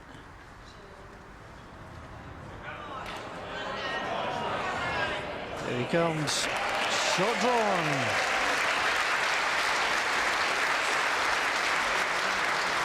Well, again, Greg, I'll be thinking 2 green. 1 shot. It's not such a big problem, but any more than 1, that's different. Now, if he's down in the forehand, he'll be playing weight. Yep, he is. It's a target for him. Saying he does like his forehand runners. Gets past the front one, but he's going to blast it. Oh, what a result. Oh, what a result at this stage in the match. He's hit that ball 1 red. 3 feet away, taken the 2 shots away, and his line, well, 1 shot, virtually a match lie. Well, the hand was up to acknowledge. yeah, no, these things come and go. Both hands up, actually. He realised that was that really was a bad one. Bit of bagatelle went on there. Yeah, fair enough. It happens. It's just the timing sometimes. That's all. Yes. Nothing else. So is Darren reaching enough? Here he comes. Draws the shot. Good ball. Good ball. Now, Greg, what are you going to do about this? Can you wing the ball out? 1 green. No reason why. He's very good and could wing that ball out, but he's only got 1 ball in the head. He has to be careful. I was going to say the back position. Position's more or less against him. That's why he's taking his time over it. Yeah, backhand. That's interesting. Yeah. I can very much understand him trying to draw this, because the running ball, if he got onto the green and took out the red, that would be a disaster. Back himself to get close with this. And he is close, isn't he? He is. He just needs an edge of the jack. Oh, he got an edge of the ball. An edge of the jack was enough for the single, but the edge of the ball put him off. 1 shot, Darren Burnett. Well, as it was after 8 ends in the opening set, it is after 8 ends in the second. It's 9-7 to Greg Harlow. But that end just ebbed and flowed. And the final end sees Darren Burnett needing 2 shots. Greg Harlow will have advantage of the last ball.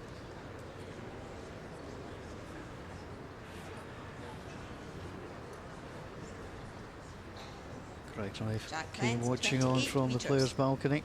Or not always watching on. Sometimes it is hard to look. Not the distraction of the kids. Lindsay's being kept pretty busy, I'm sure, with Isla and Evie up there. Thought I noticed Ryan up there as well. Couldn't tell for sure, but Darren's brother. That's as good as you could hope for.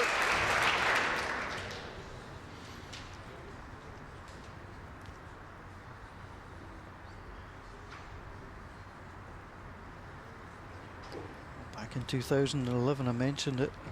Greg Harlow drew both sets against Robert Wheel in the semi-final.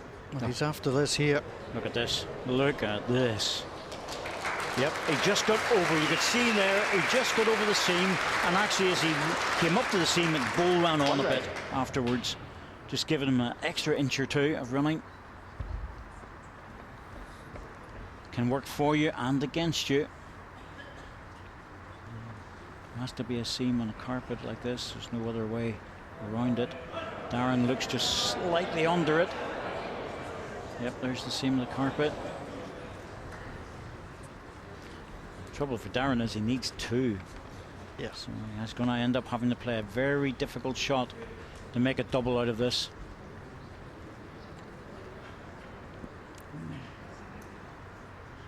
Greg trotting up and down. Not sure how many timeouts he has. I would have thought he had had enough.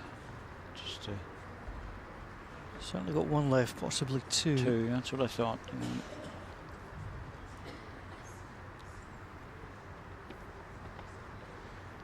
I think he would have used a timeout if he hadn't already decided to go a little bit on the deep side.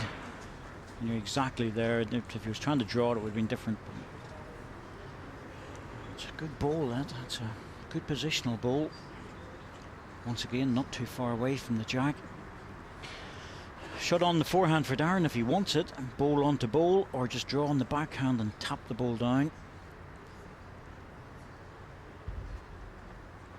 Oh, this is hard. This is so difficult to play. Now, if he plays this, shot of the day, no doubt. He's given this a chance. Three comes. Yeah. Just didn't fall the right way. He got it just a little bit early. And the disappointment was there because he knew he was in with a big chance with that one. He wanted to get it on the... he just hit it a fraction early. Otherwise his ball would have turned into the jack. Yeah, disappointment. That's one green. Greg Harlow has the advantage of 2 balls to play. His opponent's 1. And also he's got a nice little shoulder to use here if he can get back in time. Here it comes. Here it comes now. Well, it's not the shot, but my goodness me. One green. It might as well be. That's closed it right down.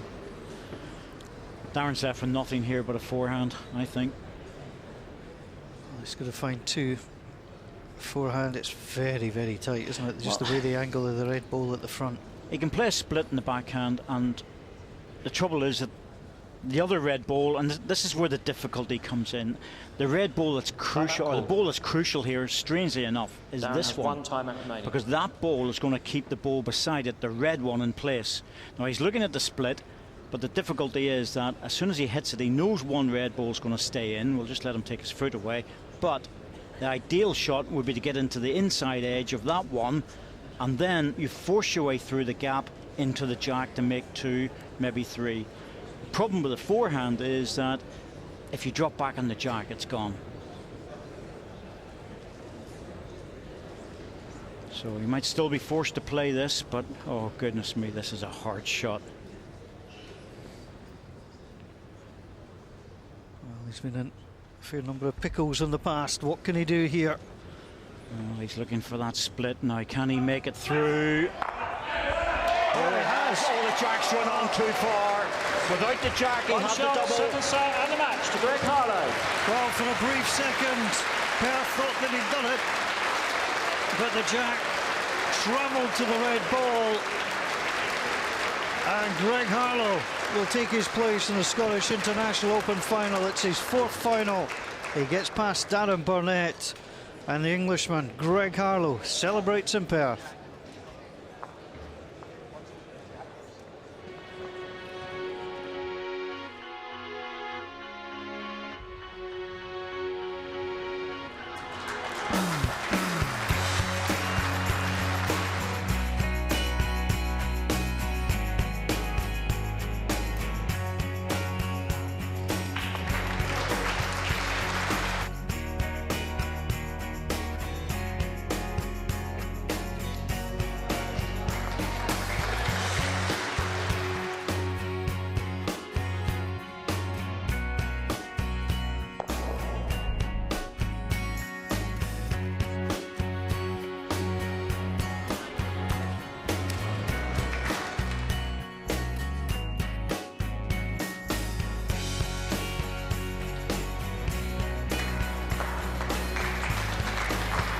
What a great effort that is.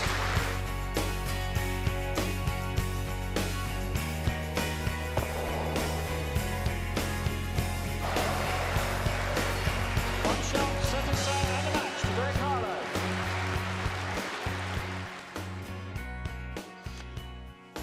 Fascinating game. Everybody thoroughly enjoyed that. There's no doubt ends one really came down to the fact of the heavy scoring with Greg as well. That's why he scored 19 against 16. Nothing in the match. The two drive shots made such a big difference in the last two ends. Greg got a good result, immediately acknowledged it, and Darren got a really poor result with his bowl, and that really was the difference between these two players in this match. Yes, literally millimetres between them, but it's Greg Harlow who's through to the final of the Scottish International Open 2015. Darren, a great match, but congratulations to you, Greg. I mean, you played some great stuff in that match. Yeah, thanks. I played some really good ends. I played one or two slightly loose ones, but obviously that was a pressure that Darren was putting under. And I kept saying to myself, I've got to lead again, and Darren was coming back, and I thought, oh Christ, we could end up with two ties here and a tie break. And without any jack movement, he would have laid two, if not three, on that last end. So it was relief when I saw a little bit of jack movement. I thought, oh, I've got one, just waiting for that. Absolutely. I mean, I think there were times when you were kind of looking a wee bit uncomfortable in the first set. Your line and length wasn't the greatest at the start of the match, but once you started getting them in there, I mean, it was a fantastic match to watch. Probably hard to play in, though. Yeah, no, absolutely. I only really started playing in both sets when I was so far down, and that was the disappointing part. You know, I managed to get, ironically, the first set to 9-9-9 after the 9 ends, and I was trying to get another 9-9-9, but just not to be, unfortunately. Yeah, call the cops, why don't you? Because emergency services were required at points during the game. But I mean, I think in the first set in particular, there's a shot in your final shot at the end of the 9th end, which really let Darren in, and it was a real turning point, perhaps, in that set. Which one was that? Are you going to show it? End of the first set, yeah. Yeah, the end of the set. I thought I'd got the split here to take the 2 away, just to leave him 1, but just got a bad contact and left him 2. I was happy to get 1 away for a tie, but obviously I was looking to get 2 away to win the set. He got me under the pump, as my mate Nicky would say there. The last 2 ends, a 3 and a 2. You shouldn't really drop them, but when Darren was piling them in, I was, in the end, quite happy to just get a draw. I guess that's the thing from your point of view, Darren, because, I mean, big conversion shots are the way you got through to the semi-final in the last round, but I mean, both of you had to do big ones today. Yeah, no, absolutely. You know, as I say, I was disappointed myself not starting both sets very well, you know, and you put yourself under a lot of pressure against the top players in the world if you do that. You know, I was delighted that I dug deep, as I always do, but, you know, just came up short today, unfortunately. Okay, into the second set, you had a massive bowl, your third bowl in the 5th end as well, to turn things around, to give you a big advantage. Yeah, I think probably that was my best end of the match, to be fair. Oh no, I'm thinking about a different end, sorry. Oh, right, yeah, again, 3 down, hit it on the nose, but I got a good reaction here. Just a little nick on the jack and it went to mine. It wasn't my best end of the match, that, but it was a good strike and a very fortunate result. Good reaction from you, but actually there was a cutaway of your face. It wasn't such a good reaction from you when you saw that the jack running onto his bowl. Yeah, no, I mean he was hitting the target, you know, and that's what you have to do. And some days you get them, and some days you don't. You know, I was hoping to still be lying at least something after the runner, but you know he just got a bit of jack movement and it went to the red bowl. And just let's, I mean, it's going to be a tough one for you to watch, Darren, but I mean, millimetres, I said, the difference between you in this match and your final bowl, and it was so close. Yeah, I mean, obviously my third bowl was slightly unfortunate. I thought I'd drawn it for 2, and I was left with the split, which I got, but had to rely on no jack movement, and sadly it moved. I guess the thing is, from your point of view, you'd put the balls in there to cause the pressure in the first place. Yeah, to be fair, Darren laid 1. I'd got a good second. I thought if I could get another one in, he'll have nowhere to go. So I was very happy with my bowl. But as you say, he'd got the split perfectly. Had there been no jack movement, he would have laid 2, possibly even 3, and then I would have had a naughty last bowl to try and play. Yeah, it would have been fantastic to see, but I mean, it's amazing. We actually thought you were going to have both of the sets there, and what an exciting thing that would have been. But you're through to the final. You're playing Jason Greenslade tomorrow, and Jason has just been getting on with business this week, hasn't he? Yes, he has. I've seen a couple of Jason's games, and to be fair, he's playing very well. He's drawing good, but he's also pulling out the big shots as and when he needs to. So, you know, I'm sure, hopefully it'll be as good a match as the 2 semi-finals today. We'll see tomorrow. Well, listen, it was great stuff, Darren. Commiserations to you. You've been absolutely sensational this week. But Greg Harlow through to the final of the Scottish International Open. Well done. Thank you.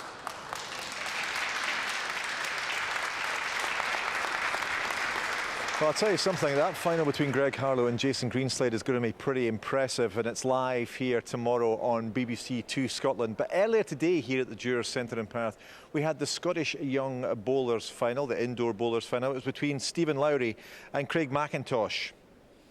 And it was Craig McIntosh who took the first set by 10-4, and then Stephen Lowry rallied in the second set. He won that by 12-3. Let's join the match for the tiebreak.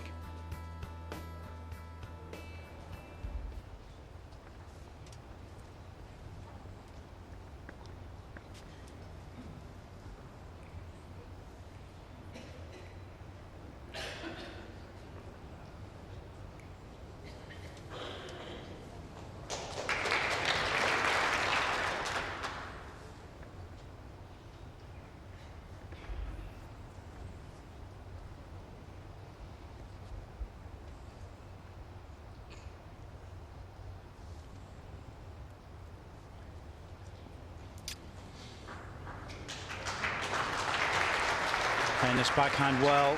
First one in, that one will not help Craig at all. So time to move. What looks like a narrow line at this length.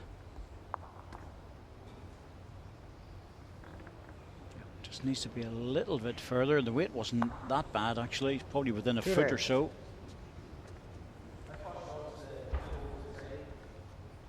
The green ball is 2 feet. The red ball is 18 inches. Voice of Tom Weir.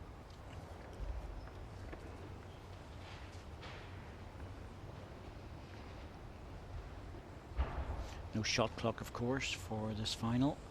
Thank goodness. We've got enough to contend with out there without that. Yep. It's going to come down and have a look.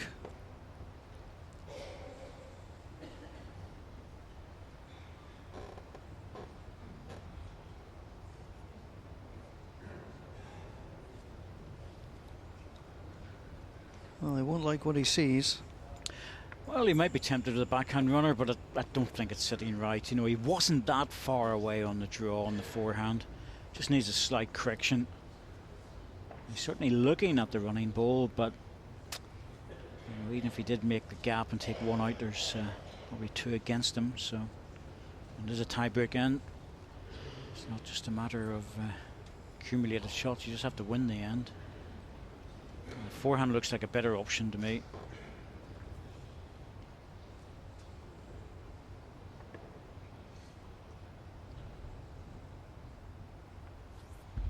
Well, he's been tempted with a little runner.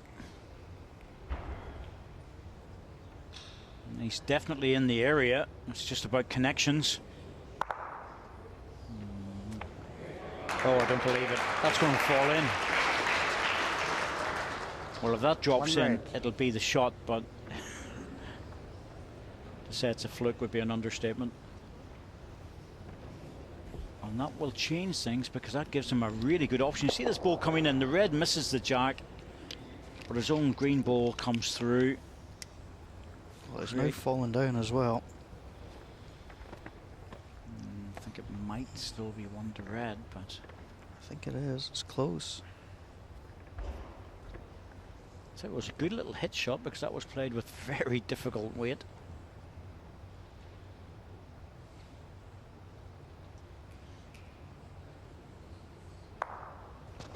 Well, that will not help the forehand that he would have been thinking about playing to rest his own ball over. He's got the best back position. It's going to be hard to draw it after the running ball. This is not easy.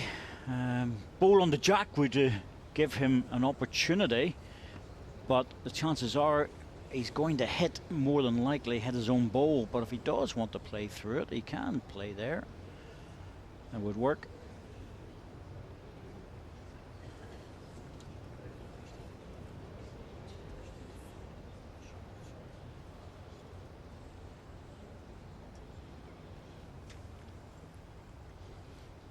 Mind is made up. He's going for it. He's going to try and mix and match here.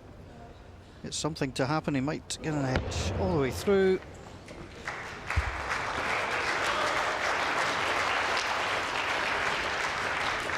First end, Stephen Lowry.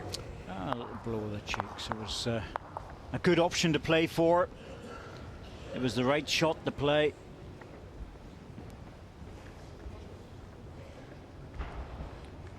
It's hard watching on from the sidelines. It's very, very difficult. It really is to have your parents sitting there, your family, your brother there, and you know, it's trying to get that balance between showing support, but at the same time, you know, it's difficult. Jack length 28.5 metres. Right then, Craig. Need a good first ball. Transfer the pressure back onto Stephen Lowry. Craig McIntosh gets it away. Well, the only thing is for these guys, there's a lovely structure available to them with under 18s, under 25, senior internationals, all in front of them. They'll be in the mix, looking at what their priorities are over the next number of years. If they're showing this much interest at this early age, fully expect them to be about for the high level stuff. Well, Stephen already an under 17 international player. Craig turned his back in his first one, realised he was way through. He's better with this one. He wants it to move. That's the shot. Yeah, you know, win or lose in this situation, both these players will be looked at very carefully by the Bowls development side. Always looking for young players to come through that route. A little bit of extra tuition for them. Good stuff. And it's going to be hard to beat. 2.5 inches. Yes. He's asking permission to come up after the second bowl, and decided Craig, like, he's not in any hurry, is he? No. I don't think he'll like what he sees. He just wanders up there. There he goes. Not a care in the world. I'll get there eventually, don't worry. It'll be good. I bet you he's a winger or something playing football and it goes like grease lightning. I can relax here in terms of pace, but his mind certainly will be racing at the moment. Let's welcome Darren Burnett.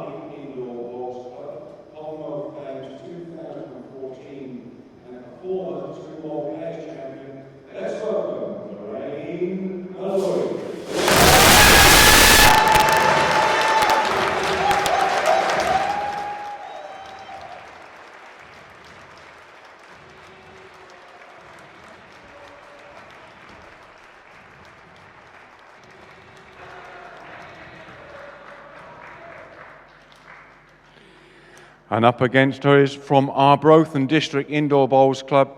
She's a Scottish internationalist with 30 caps. Let's give a warm welcome to Leanne Fury.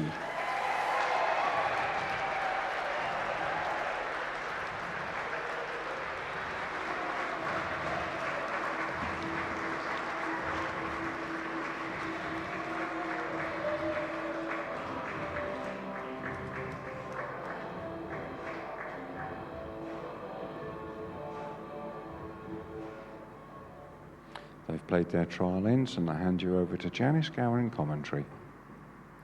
Thank you very much, Richard. We're in for an interesting game this afternoon, folks. Two ladies taking to the blue portable rink at the WBT event here at Perth in the Dewars Centre. And we're here for the Scottish Ladies Super Singles Final.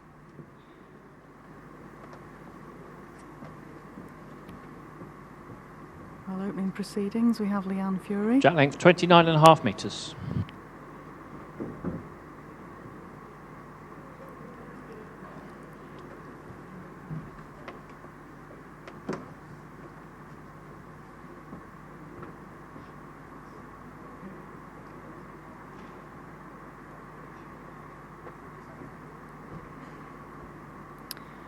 You often find in these sort of games the first few ends are just finding the green, finding the pace.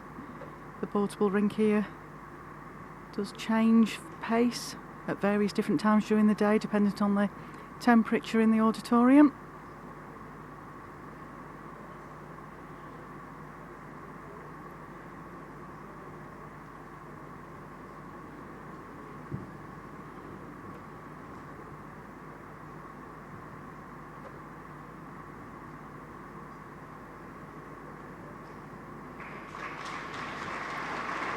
Well, Leanne on her way to this final, beat in round 3 Michelle Cooper, who actually was the winner here last year.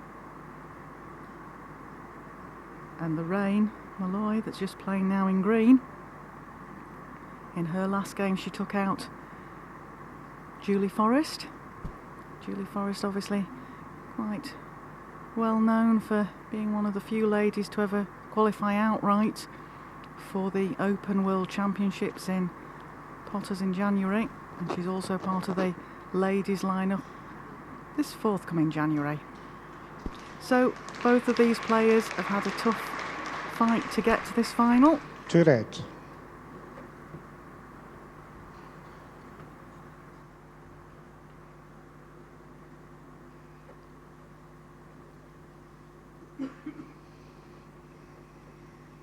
Lorraine just following this bowl up. It looks down a good line. All on a pace, I think. 2 red.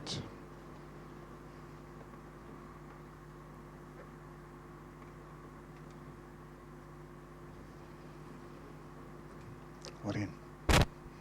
Both of these players do play with Taylor Ace bowls, so they should be taking a similar line. Of course, players' deliveries do alter the line sometimes.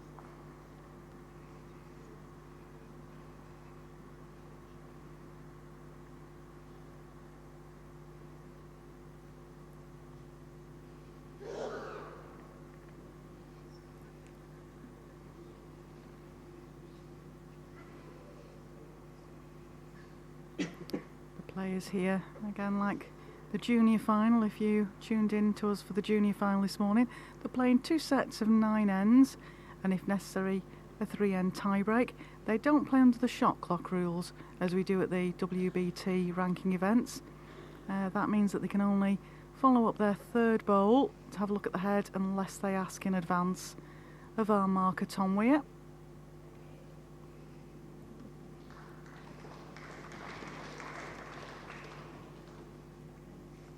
1 shot, Leanne Fury.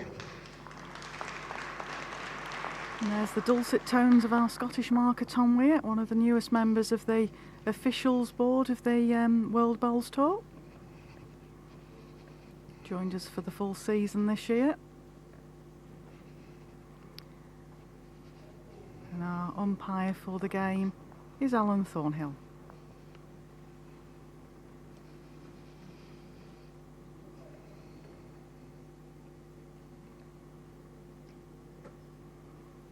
Close to sending this off, Leanne. Jack length 29.5 metres. Just hung on. You could tell by the smile on her face she knew that was close.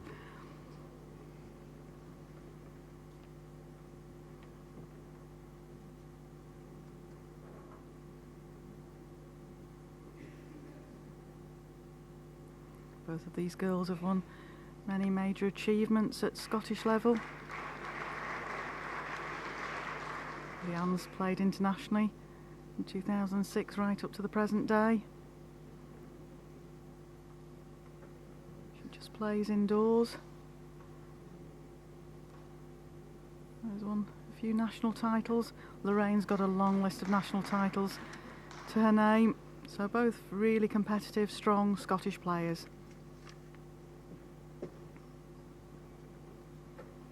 Both good girls as well. I've had the pleasure of socialising with them at various different international events. Of course, we've always been on opposite sides, England versus Scotland.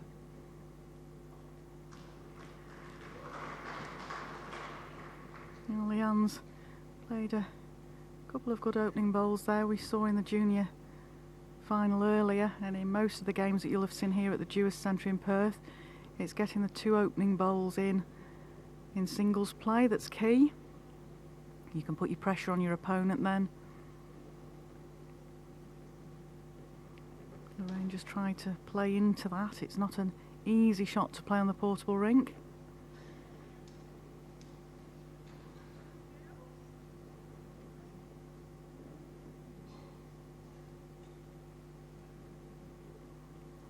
Leanne looks in the area again here. Yeah, great ball there.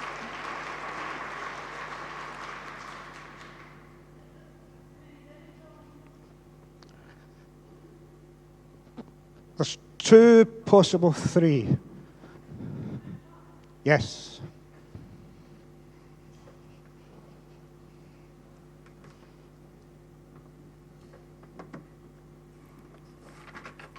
Well, Lorraine's asked to just come and have a look at this to know what the position is.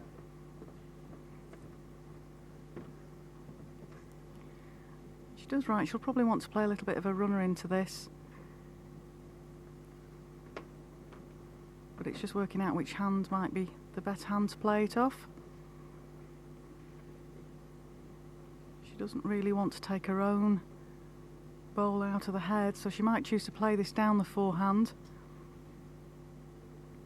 She's got the best back bowl. Any connection on the jack will go to that bowl.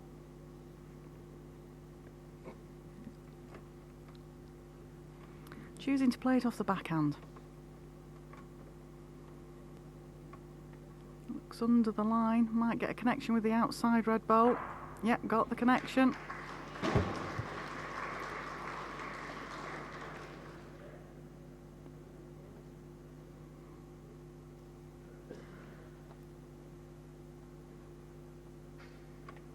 Jack's gone out the outside of the rink, so our marker Tom Weir repositions it on the re-spot.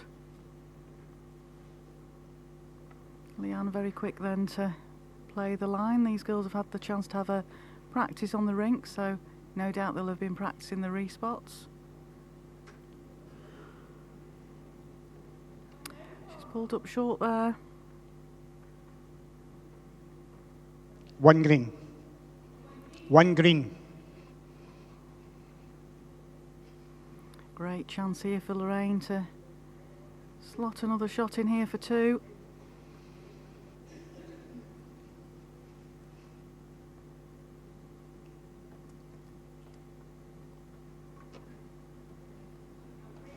Yep, looks in a good way. Yep, 2 shots to Lorraine.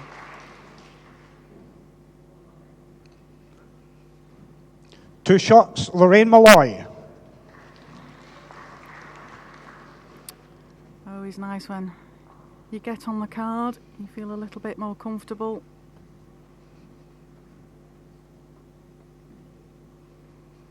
Different setup for the girls here playing at the World Bowls Tour event. Good experience playing at a venue like this. They've both played top quality bowls at the highest level in Scotland and represented Scotland all over. So they will be used to playing under pressurised circumstances. Jack length 27.5 metres.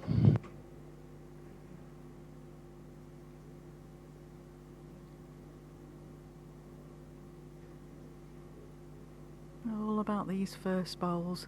First bowls in the head of singles, always the key.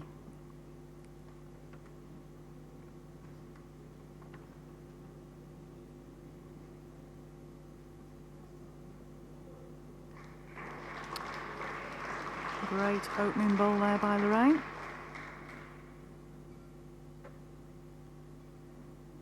Both these ladies work in catering. Lorraine's an owner of a coffee shop and Leanne's a catering manager.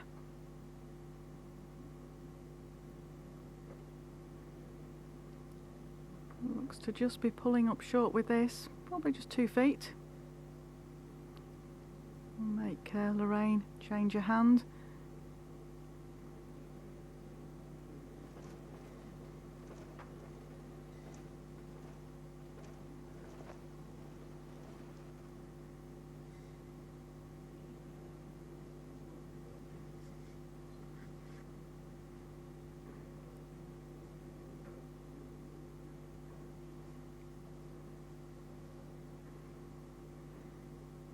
have the chance to join us tomorrow. We have two very good games lined up for you. At 10 o'clock in the morning we have the Scottish Champion of Champions final. 3 feet. Which features Michael Stepney versus Andrew Barker. I think that'll be a very good game of bowls. Two quality players, two characters. And then we go into the afternoon. And in the afternoon you have the final of the Cooperative Funeral Care Scottish International Open 2015. 2 green. And that will be Jason Greenslade versus Greg Harlow.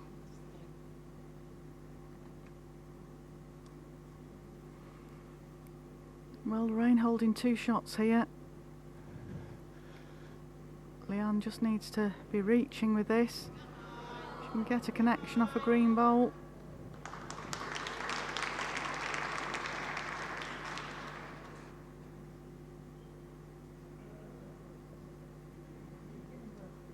One green.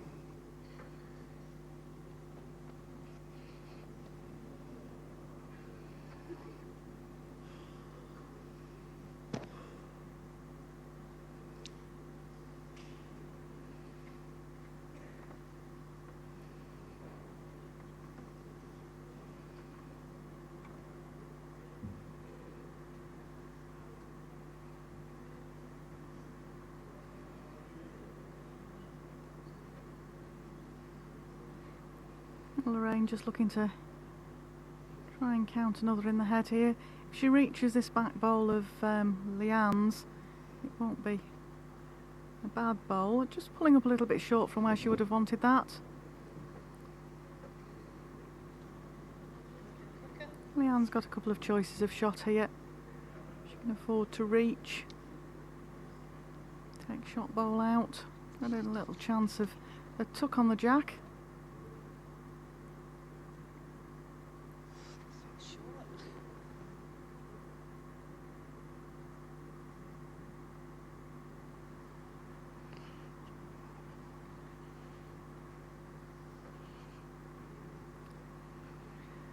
Well, Leanne's just tried to play one of the toughest bowls to play on the portable rink. Anything 1 shot, Lorraine Malloy. just a yard or 2 over tends to hang off and not finish to the centre of the rink.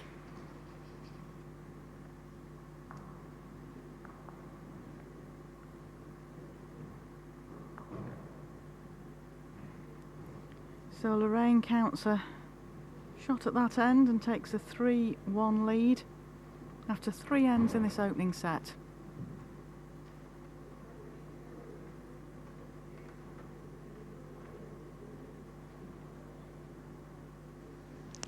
Jack length 27.5 metres.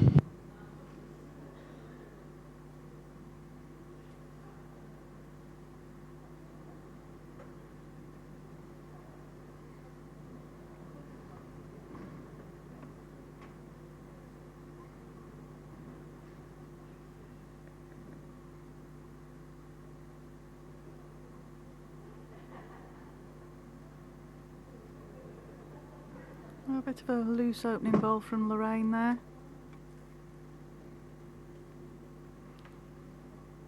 Say with singles games, it's the first 2 bowls really that start to build the head up for you.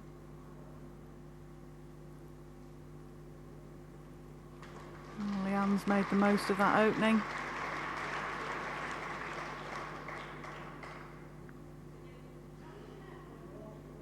It's about 1.5 inches short, Lorraine.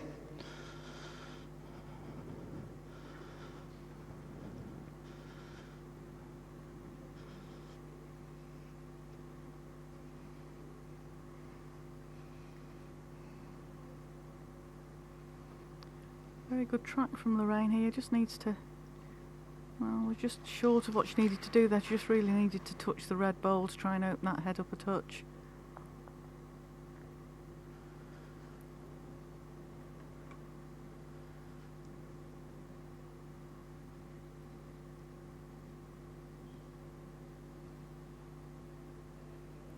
Leanne's close again. 1 red.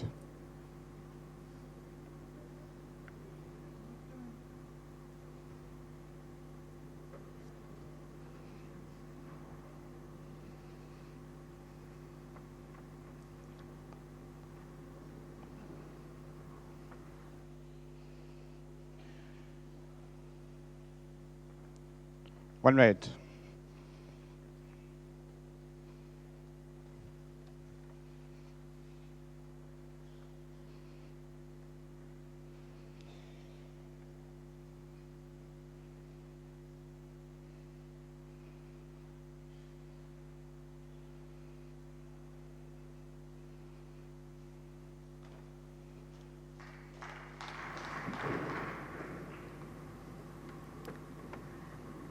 Well, still gives Lorraine a chance here. 1 red. Just some sort of touch onto the red bowl, touch on the jack, 2 or 3 options down this forehand.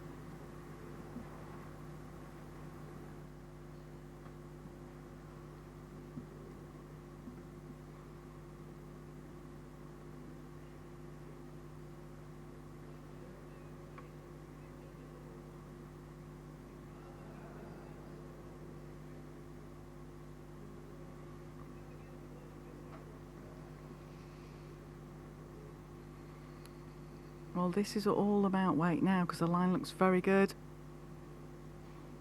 Oh, just overplayed it. She could have been very unlucky there and tipped Leanne in for another shot, but Leanne still holds 1 shot.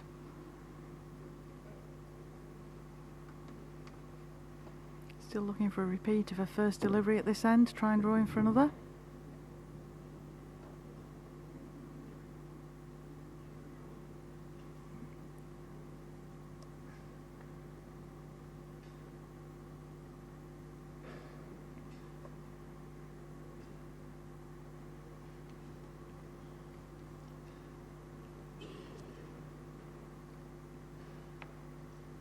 Looks to be a little bit overplayed with this, a little bit over ambitious. 1 shot, Leanne Fury. After 4 ends of the first set, Lorraine Malloy leads 3-2. We play 2 sets of 9 ends.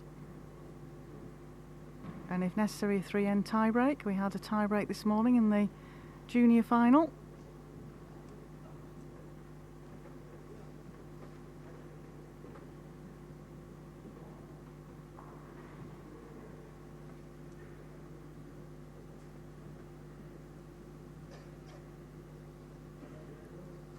Jack length 29 metres.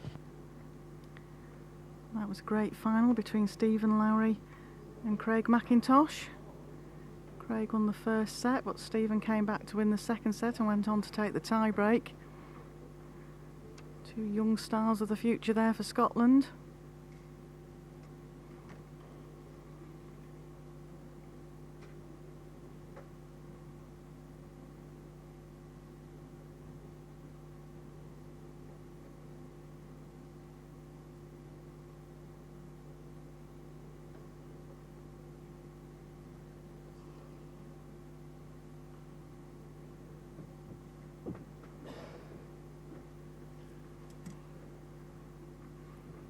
Two loose opening bowls there from the 2 girls here. It's not easy as the crowd changes, that will change the pace on the portable rink. And Leanne's managed to adjust well with that one.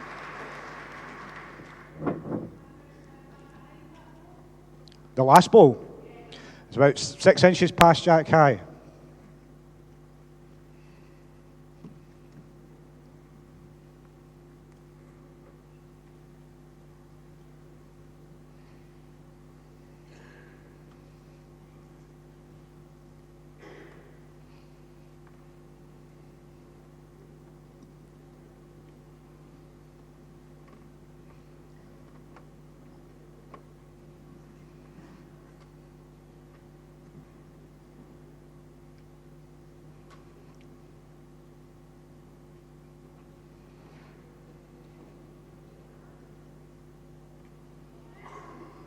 Well, Leanne's managed to draw in nicely for 2 2 red. here. Puts a bit of pressure back on Lorraine. Needs to be reaching this back red bowl of Leanne's.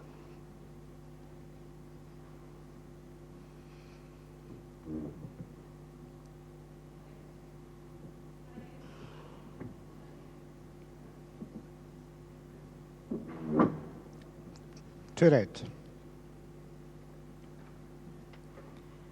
failed, just didn't reach. Sometimes you can just be frightened of overreaching, as they do hold off on this portable rink.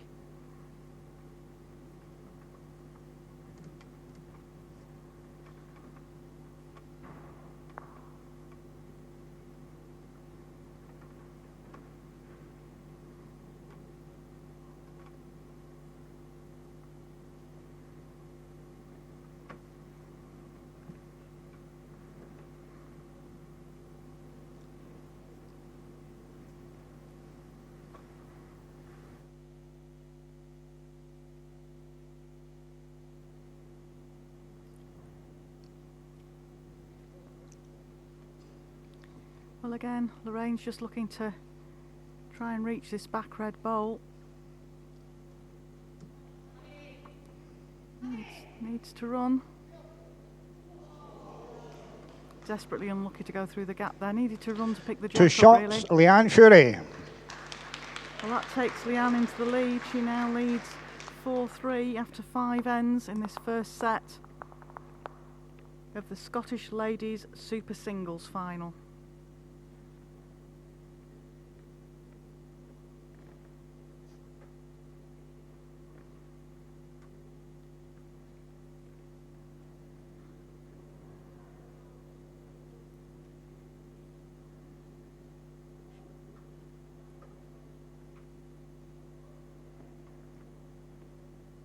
Jack length 29.5 metres.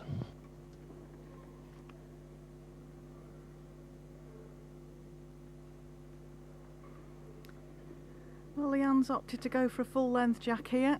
29.5 metres is tee to tee.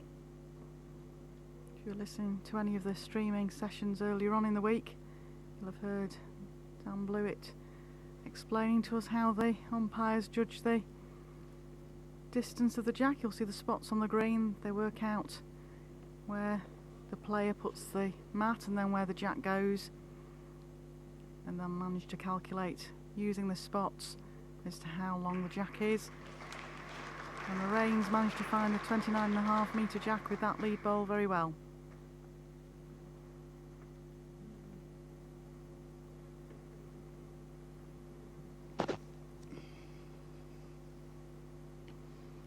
Well, Leanne's watching this bowl. Not the easiest hand on the rink, the forehand coming back down here towards the commentary box.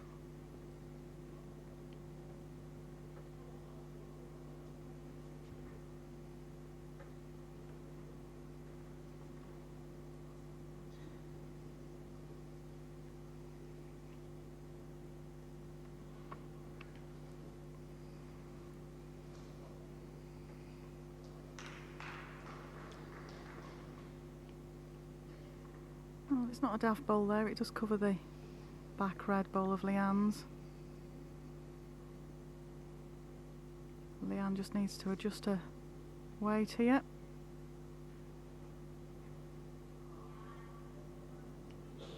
Great effort. One green. 2.5 feet.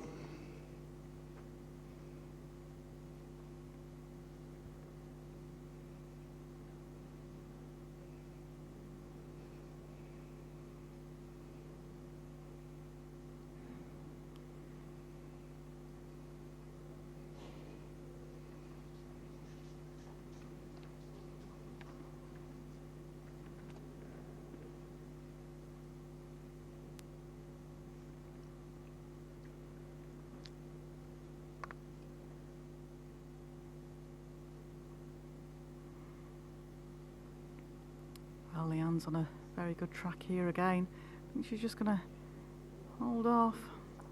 3 great receiving One balls green. there if she can get it with a final delivery.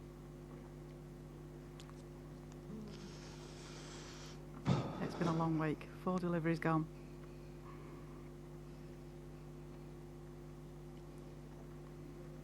Lorraine just needs to pass her short bowl.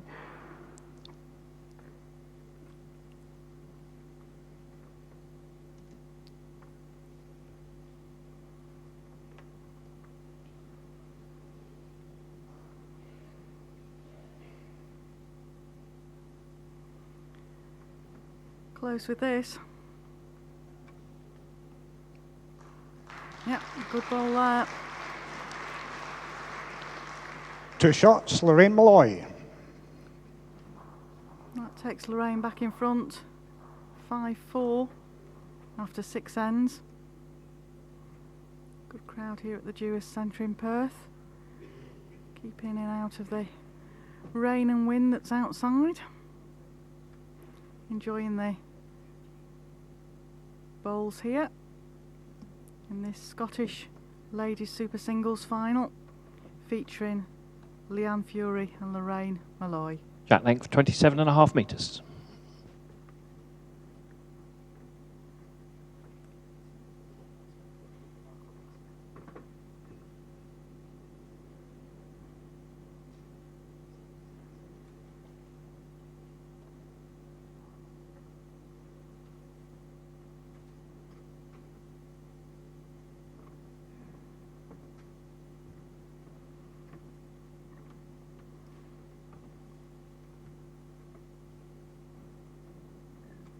This is the last of the games here today at the Jewess Centre in Perth.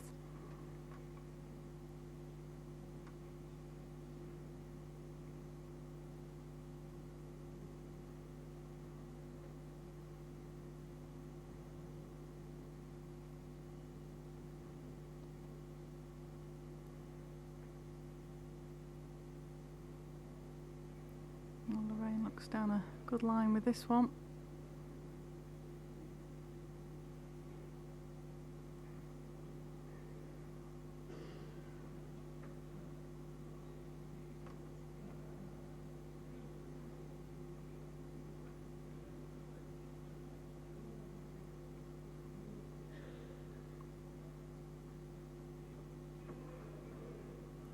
But Leanne looks better here, just needs to run a little bit.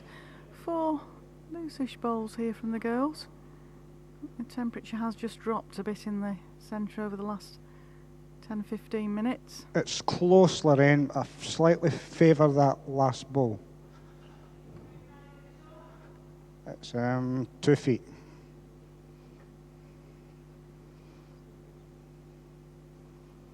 Not wanting to take any chances of pushing it closer in. Lorraine just looking to get past her short bowl to the left of your screen. Adjustment of weight. Close here. Yeah, that's the shot bowl.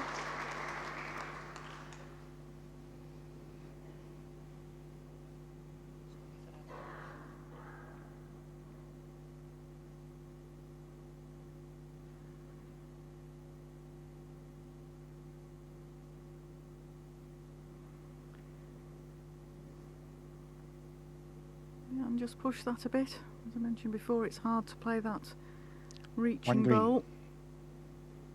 A lot of the players in the International Open here, sponsored by Co-op, tend to play either a draw or drive game. Playing that yard on is not an easy game to play.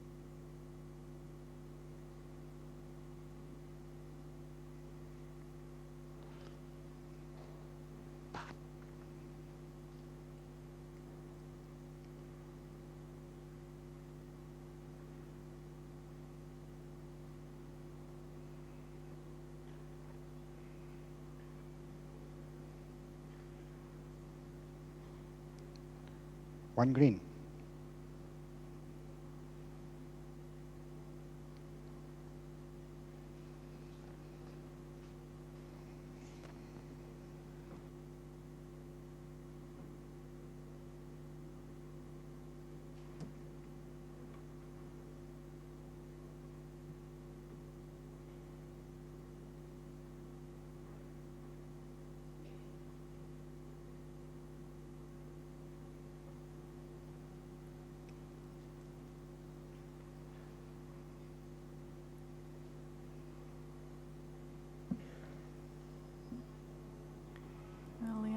If it stops and sits down, yep, gets shot bowl, that ties us up 5 each. One shot, Leanne Fury. After 7 ends.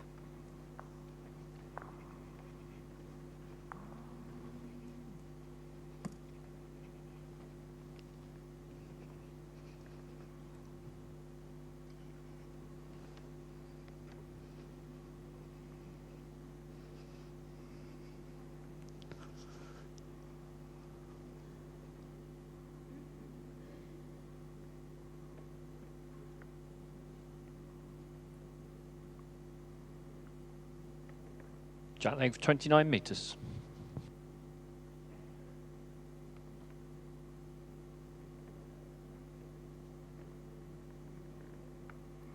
Well, Leanne was very quick to turn her back on that. Yeah, she's played it short and tight. Shaking her head and looking at the ceiling. You can tell by the body language of the players, as soon as you let the ball go, you have an idea where it's going.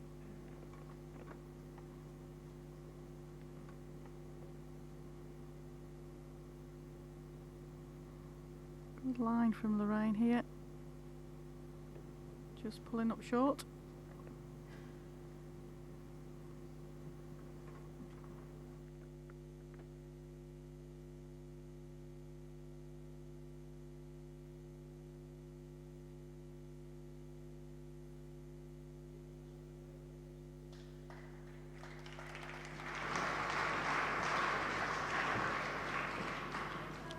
Three and a half inches.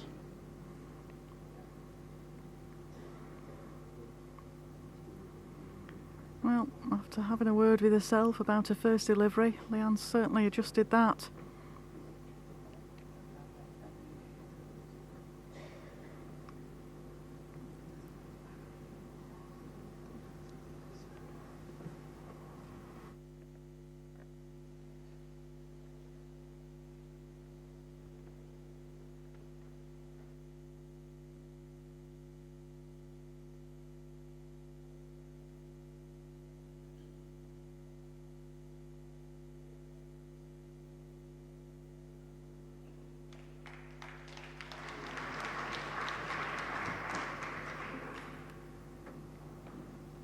Two red.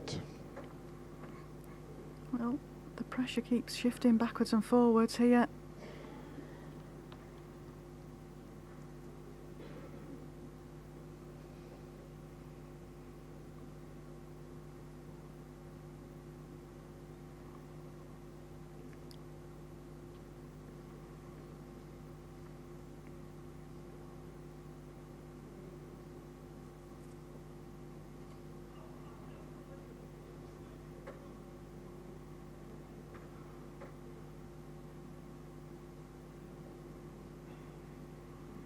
I think Lorraine might have just played this under the line. Might have Barone in for second. No, it's just gone under. Two red.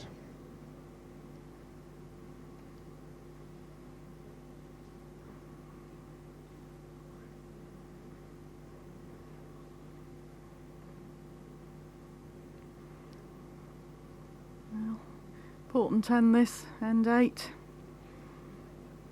Girls are all square at 5 all. Whoever counts at this end takes the advantage going into the final end of the first set.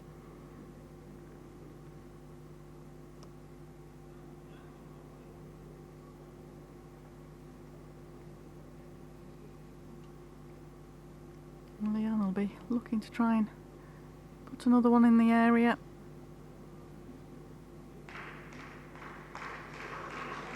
Yep, I think she thought she was going to do a bit of damage there. It does make it a quite wide target. Three red. Depends on what Lorraine sees herself. We've all said before that as a commentator you can call a shot, but sometimes when you're out there you play the shot that you feel most confident in, the one that you feel most comfortable with. I see it as a backhand shot here down to her own green bowl into the head.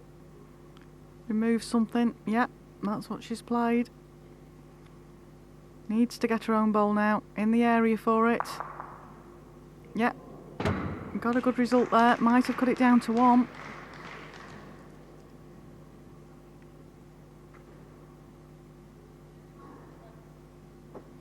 One shot, Leanne Fury. Yep, one shot to Leanne there. She takes a 6-5 lead going into the 9th end of this first set of 9 ends.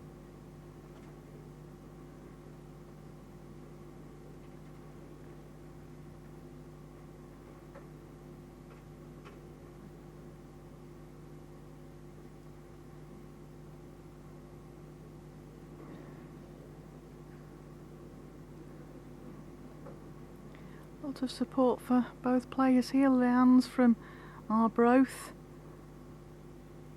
and Lorraine's from East Whitburn, which is West Lothian. Jack length 28 metres. Both come from very strong bowling areas. Arbroath, of course, the home of Darren Burnett.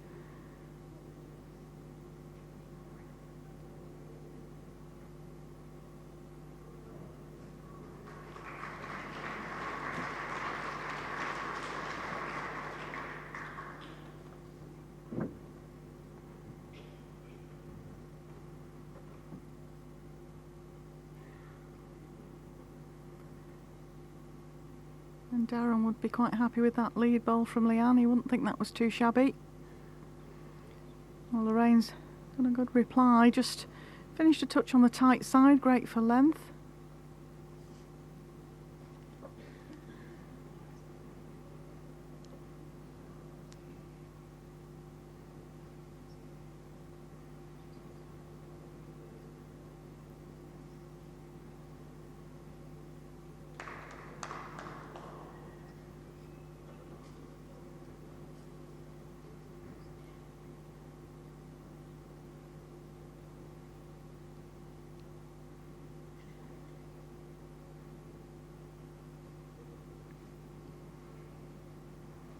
Yeah, Leanne certainly looking more comfortable at this end. Lorraine trying to chase the shot.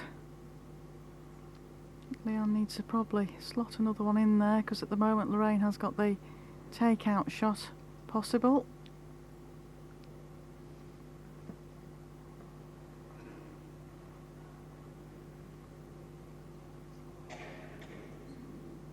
She'll be disappointed with that and would think she would have wanted that closer in, trying to get a second bowl about. I think Lorraine might have just overplayed this again. Yep, just slipping through. One red. Both players coming to have a look here. Key end this ninth end.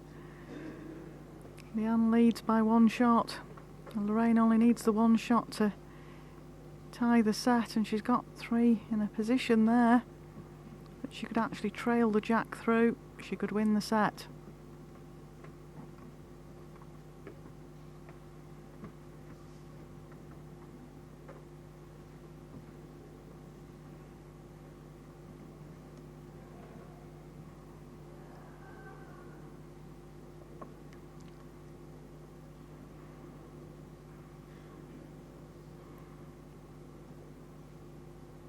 Well, she's made her mind up.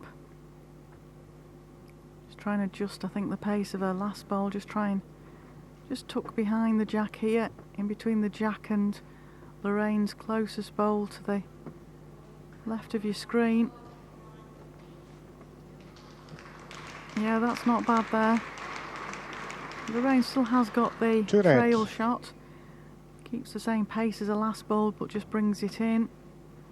Tucks the jack round. There's a big chance here of a count of two to take the set for her. All down to this bowl.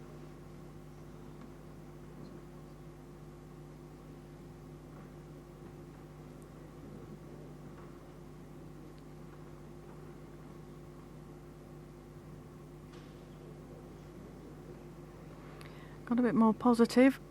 It's lacking green this.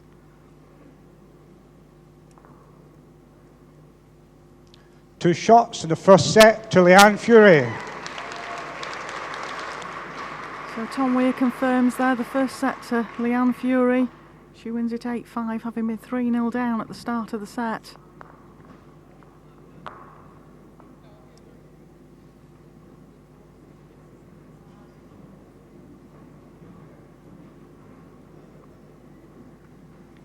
Lorraine has got to win the second set to take us into the tie-break.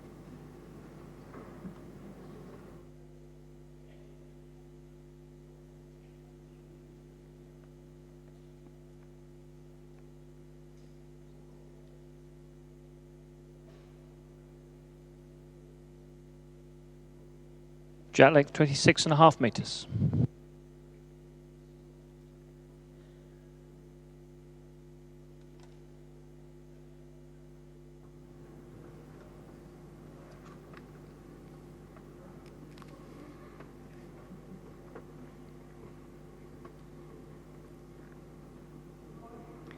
Well, needs to just run.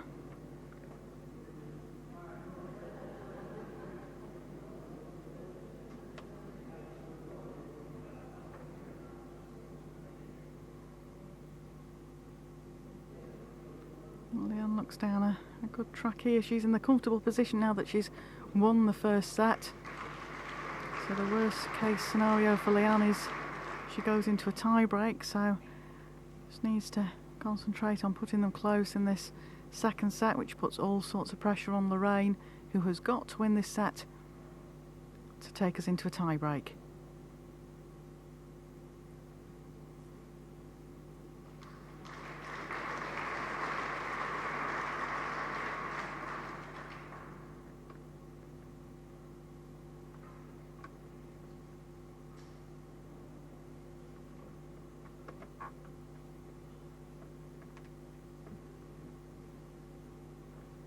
I think Leanne might have just overplayed this.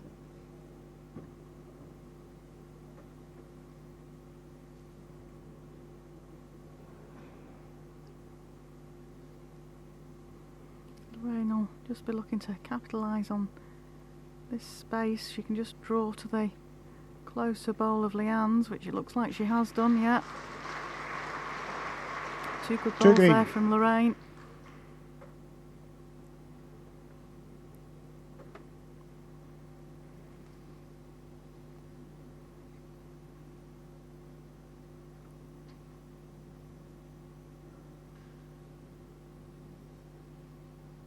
To green.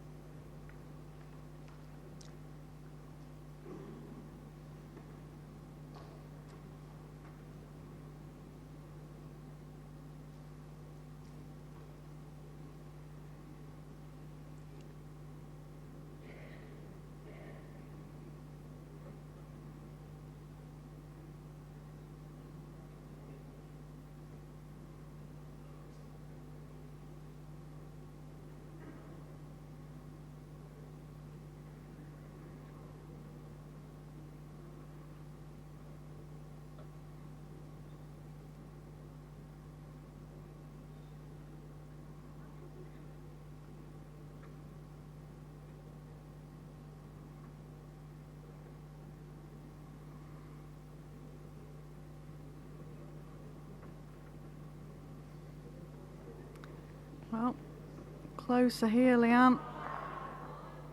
Oh, might have just been unlucky there. Played the right sort of bowl, but really wanted a connection with the jack. 2 shots, Lorraine Malloy. So Lorraine takes the opening end of this second set. 2 shots, 2-0 to Lorraine Malloy against Leanne Fury in this final of the Scottish Ladies Super Singles.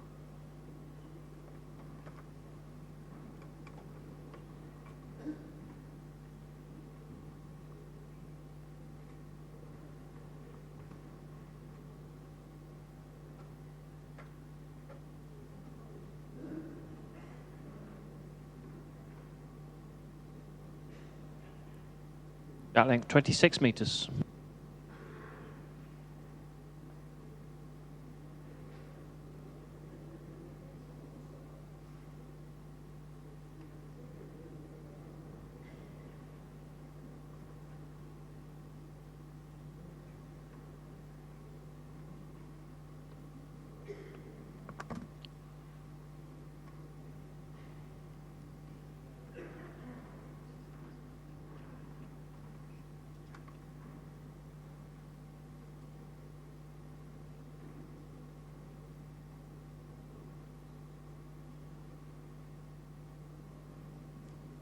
I think this might be pulling up a touch short as well for Leanne.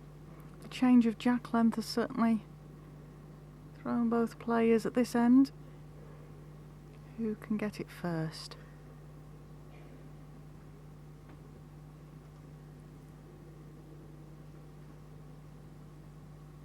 Now, Lorraine just overreached that. Chance for Leanne to make amends for her lead bowl.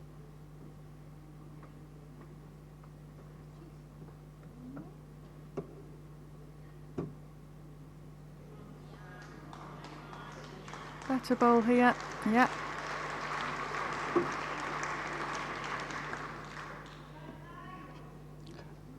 It's about half an inch short of Jack high.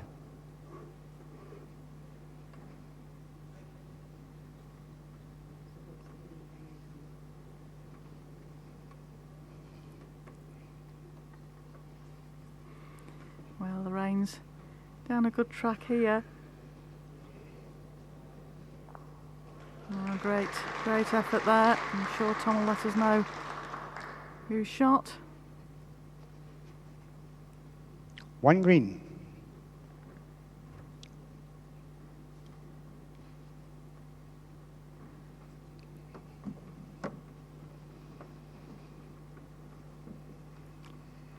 Leanne just trying to play a reaching bowl onto the green bowl, but she just played it tight. Both girls coming to have a look here. I think Lorraine needs to just make sure how much she can adjust her pace. If she reaches onto her own bowl, she's got a chance of shuffling the jack back to Leanne's. She'd rather count the one shot at every end than give away any shots at this stage.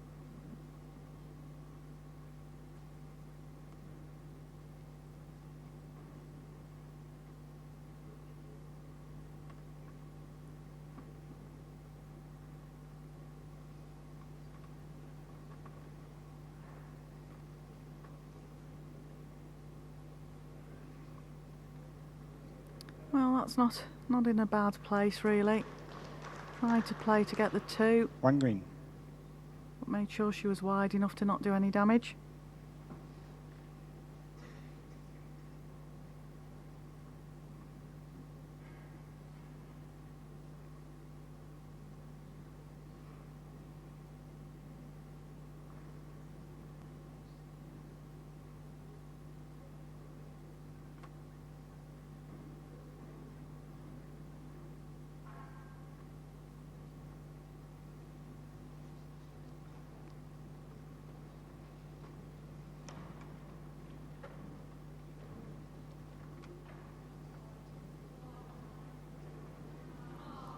Well, great effort from Leanne. I think it might have just fallen short.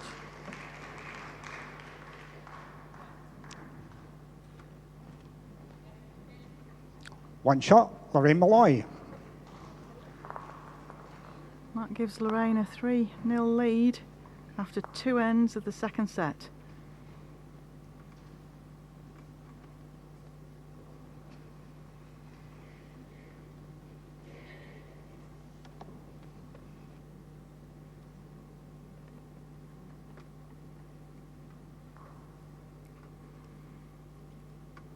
Slightly longer jack from Lorraine here. 26.5 metres. Just played it to the tee. Now Lorraine, can we get a good lead bowling? Keep the pressure on Leanne.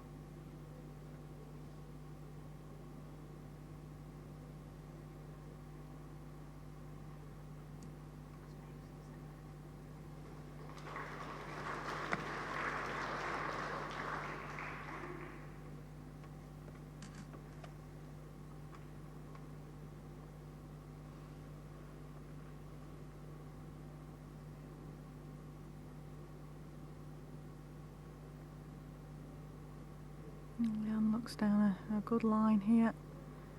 Just overreach, but not a bad bowl at all. Gives her a shoulder for a second bowl.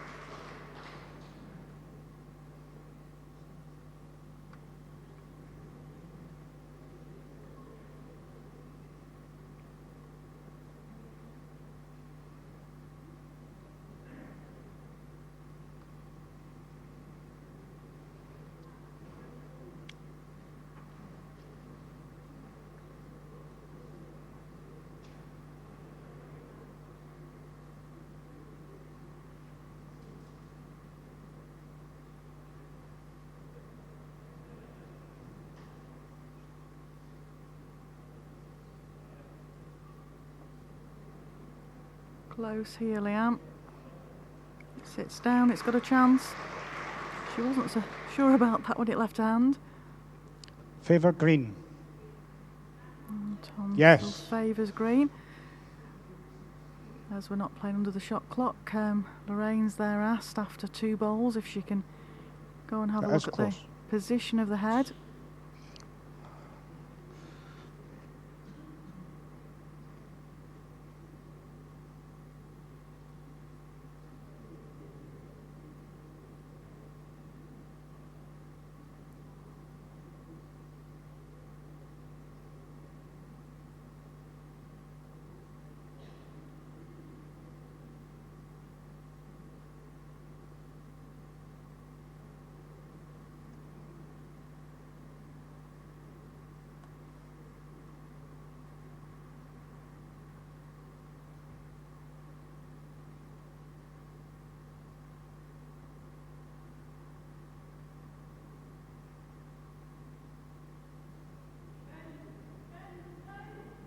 Oh, Lorraine's calling this in, touch on the jack. It confirms that it's definitely 1 green.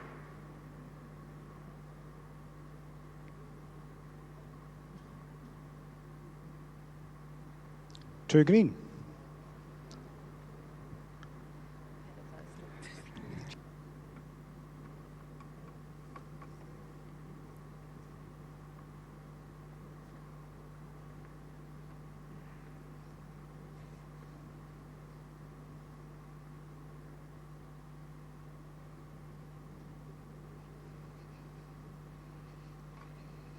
Yeah, I'm looking to reach into this. It looks under the line.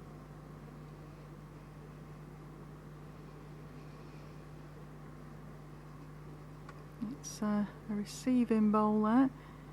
Just adjusts her line with the next bowl. She's got a chance of getting to the jack, trailing it to that back bowl.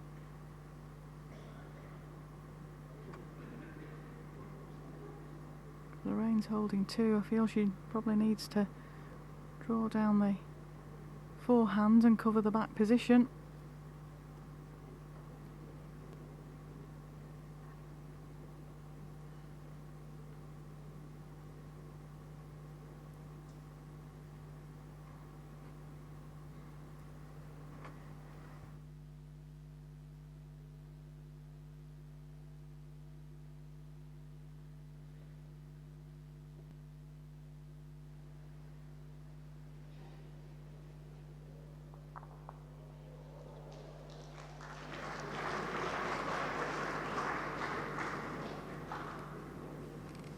Three green. Well, chose to play a backhand there and has managed to draw in for a 3rd shot, but I think it leaves it very vulnerable. Leanne's got the back position, slight adjustment on her last delivery.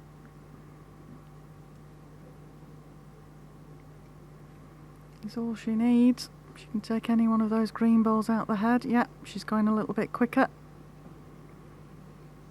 Very close to it. Oh, just got wrecked on the front green bowl. 3 shots, Lorraine Malloy. Lorraine takes a 6-0 lead after 3 ends of the second set. Leanne Fury took the first set 8-5. So needs to get back on this scorecard, or we could be looking at a tie break here in the last game at the Dewars Centre at Perth.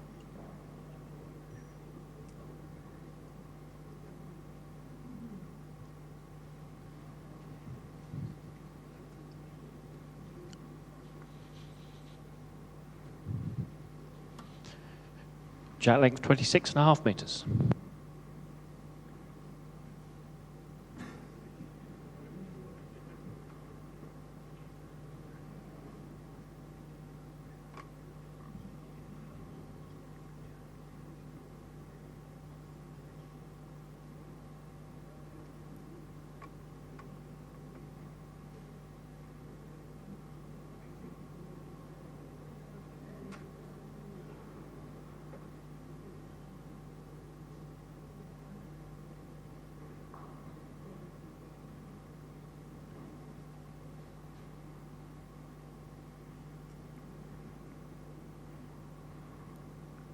All about the weight for Leanne here. Very good line. Just dropping short, 2 feet. 2.5 feet.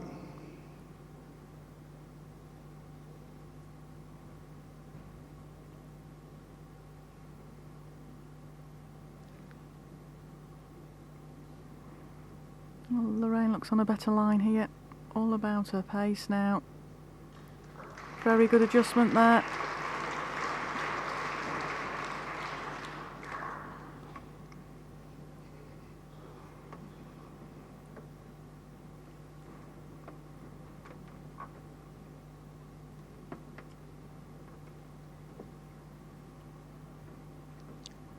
Leanne's chosen to change her hand.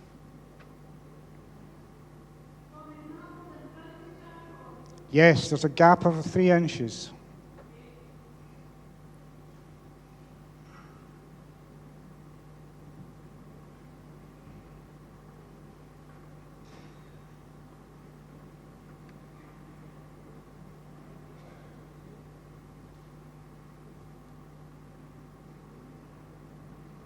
Urging this one on. Yeah, that's Too green. not a bad place at all, Rain. Helps cover the back position. Leanne Fury, who's won the first set here, under quite a bit of pressure in the second set.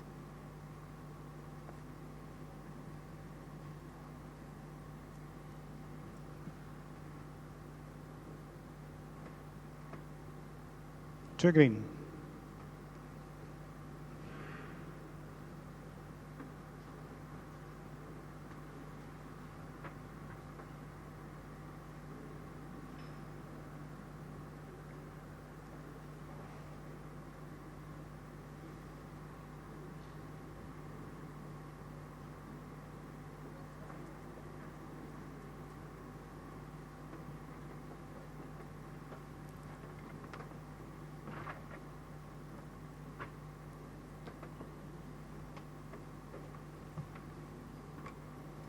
Lorraine will just be looking to cover these 2 back bowls of Leanne's.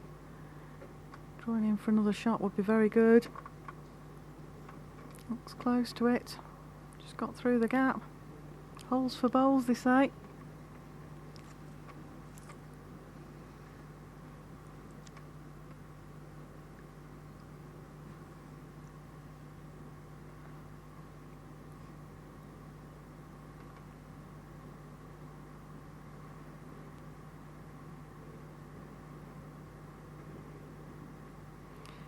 Well, pressure bowl here for Leanne.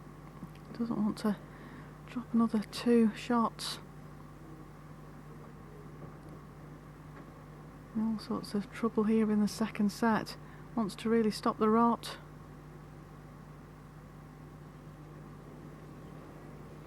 Closer here.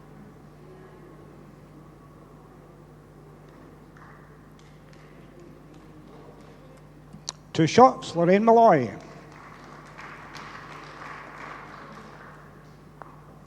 Lorraine really in the ascendancy here. She's 8-0 up after 4 ends in the second set.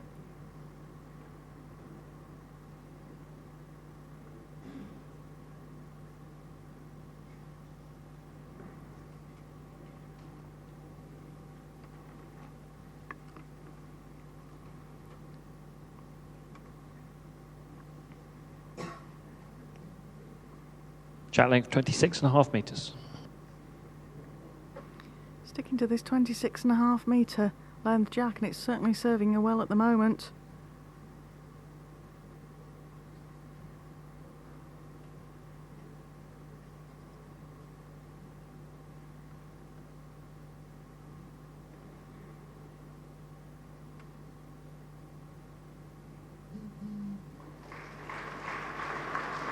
A great lead again there for Lorraine.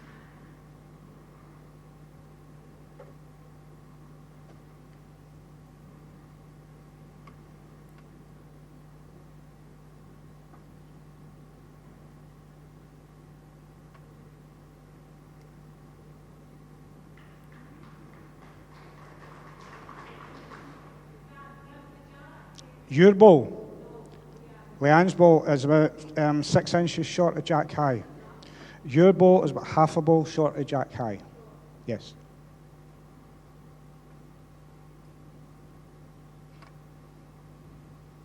Very precise instructions and information there from our match marker. Hopefully helps the girls to paint a picture of how the bowls lay at the head. Leanne will now know she just needs to adjust her delivery by about 6 inches, reach into the green and red bowls. She was the right pace there, just a bowl high. Yes. Lorraine again asking to come and have a look at the head.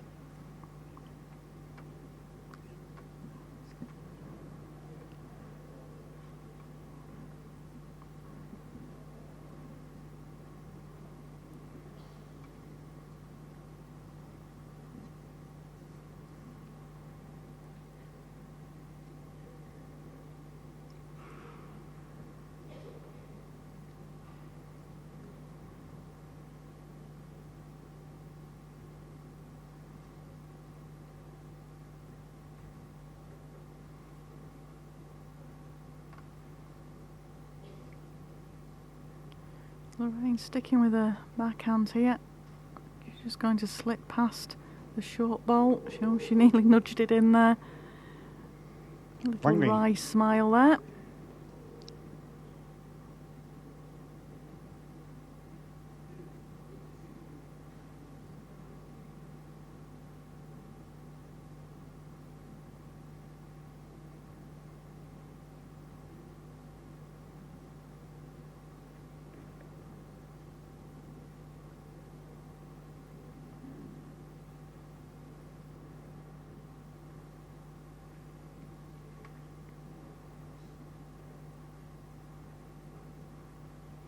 Well, again, just looking to adjust a line, try and play into this head, nudge your own red bowl in, reach the jack. Just fear it's pulling up short. Certainly gone cooler in the venue over the last half hour, probably affecting the pace out there.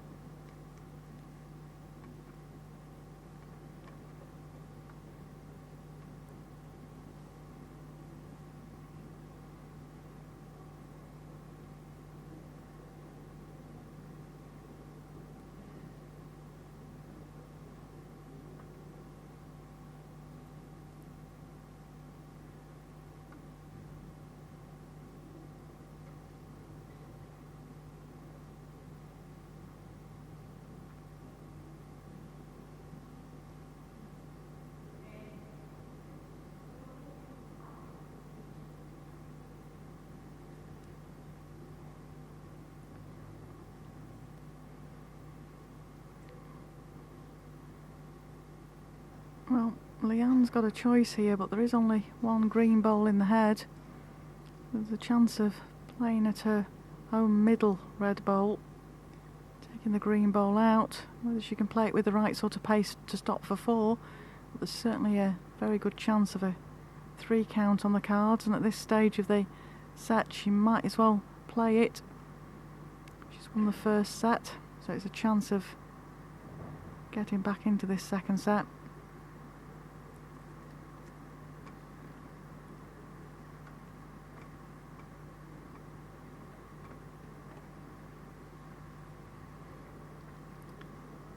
And just played it under.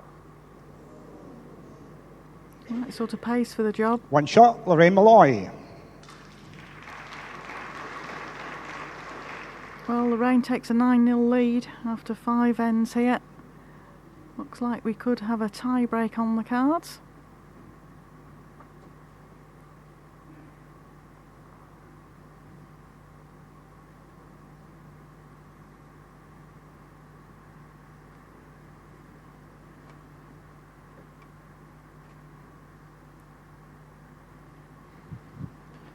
Jack length 26.5 metres.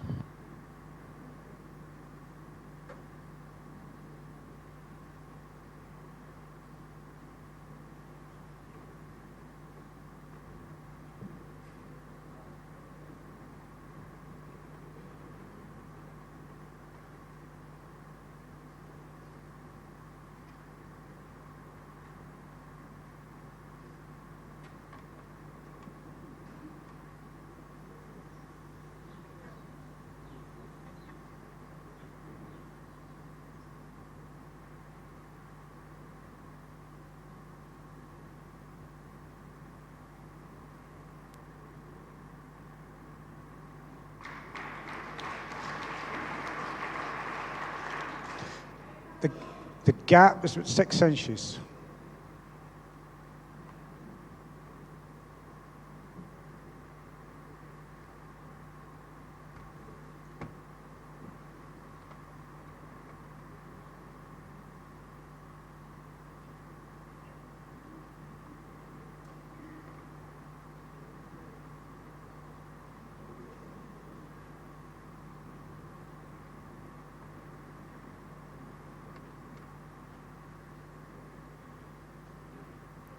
Well, Leanne's under a lot of pressure here in the second set, 9-0 down.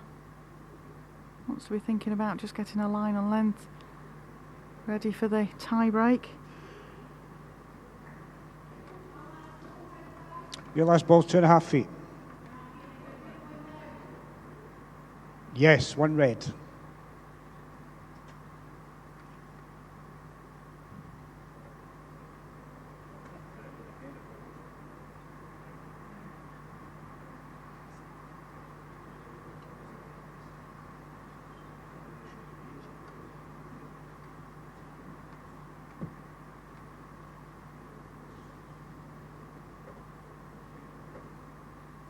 Lorraine.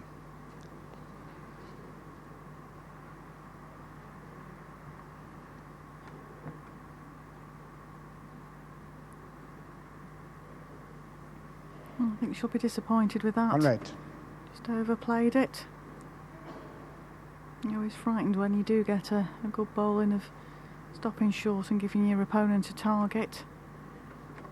But I think at 9-0 in the second set, we're probably looking at a tie break, unless Leanne can pick up a couple of big counts.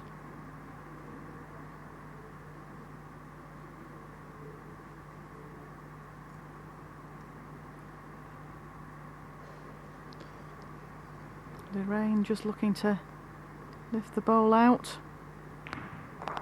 Got the jack, it's followed with it.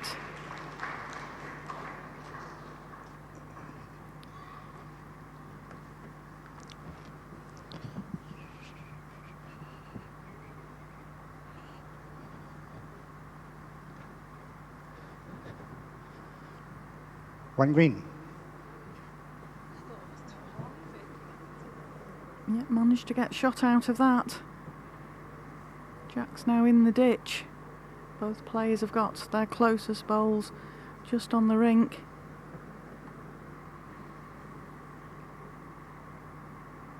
Leanne could play to take Lorraine's bowl off here. Give herself a count. Possible 3 if she could take it off. Don't think she's quite played it with enough weight. Nope. Needed to play it with a lot more weight to flick the bowl out. 1 shot, Lorraine Malloy. Lorraine takes a 10-0 lead now after 6 ends of this second set.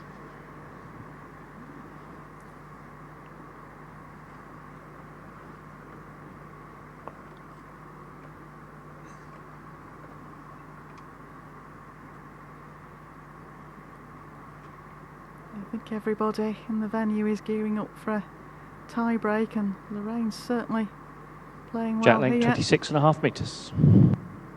Could be all down to who wins the toss in the tie break, as Lorraine is definitely dominating on this 26.5 metre jack.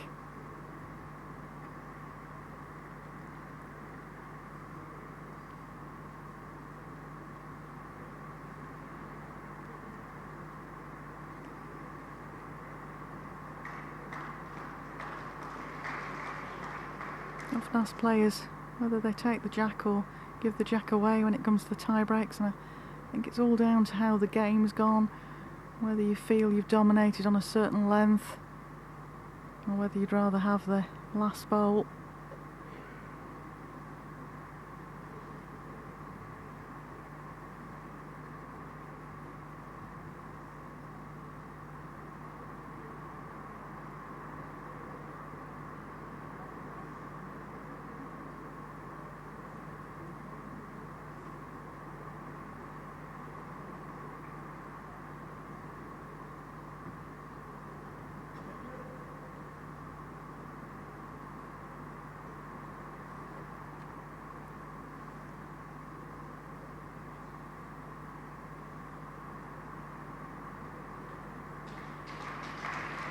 That'll be a nice steadier for Leanne. An inch and a half gap.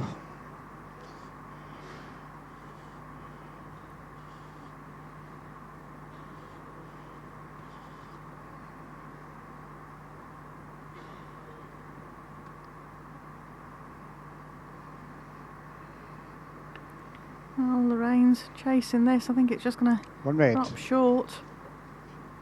But again, she's fully in control in this second set.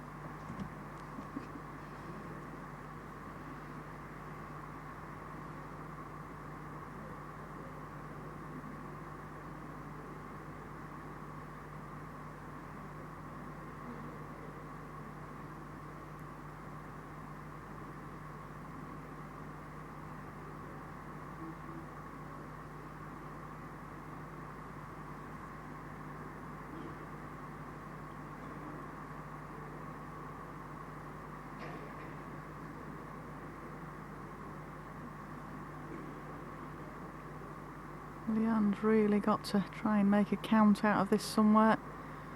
So Lorraine's job's just to close that down. Take any chance away from Leanne of making a count.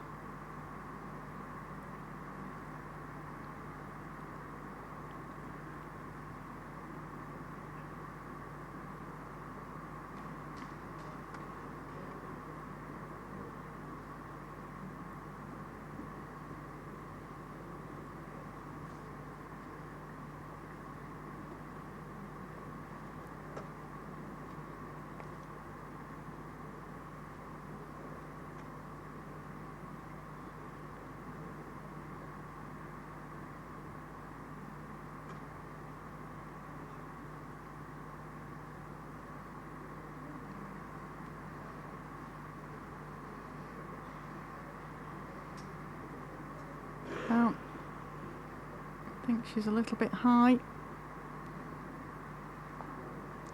One shot, Leanne Fury. Second set, Lorraine Malloy. Match tie-break. Well, that takes us into the match tie-break. Heads at us. No choice.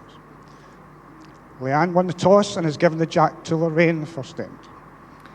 Well, that's interesting because Lorraine's just now been dominating for the last 7 ends on a certain length.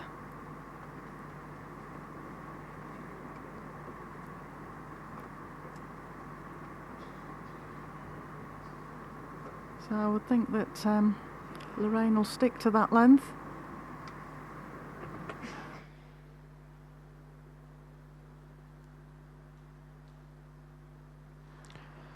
Jack length 26.5 metres.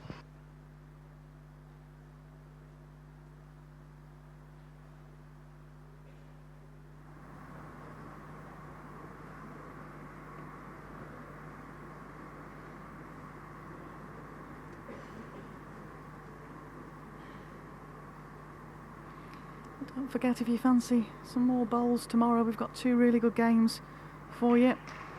In the morning at 10 o'clock we've got the Scottish Indoor Bowls Association Gents Champion of Champions, which features Michael Stepney and Andrew Barker, both from Elgin and District, both very good friends, play together in pairs. We've qualified for the World Pairs at Potters in January before now together, so that'll be 20 inches. An interesting 20 game. inches. And then the final of the Cooperative Funeral Care Scottish International Open 2015 tomorrow afternoon, here on YouTube and live on BBC Two Scotland from just before 1 o'clock, and that's Jason Greenslade versus Greg Harlow. Great games of bowls lined up for you tomorrow, folks. Meanwhile, back to the tie-break here with the ladies in the Scottish Ladies Super Singles. Lorraine Malloy's stuck to her favoured length of jack, and again Leanne's just struggling to green. Hit this length. Still a bit of room there. Lorraine will be wanting to close this down.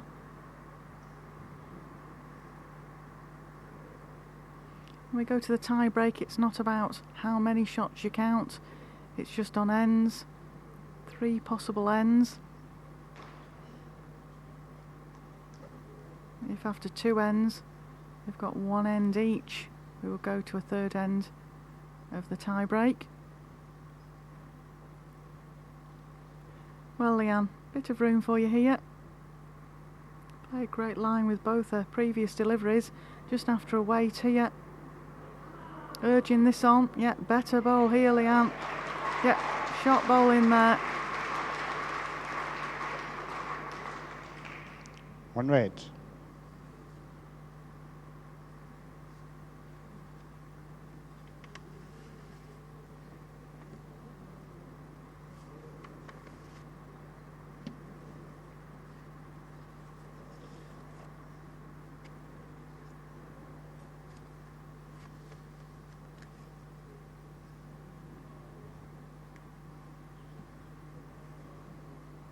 Well, Lorraine's playing a runner.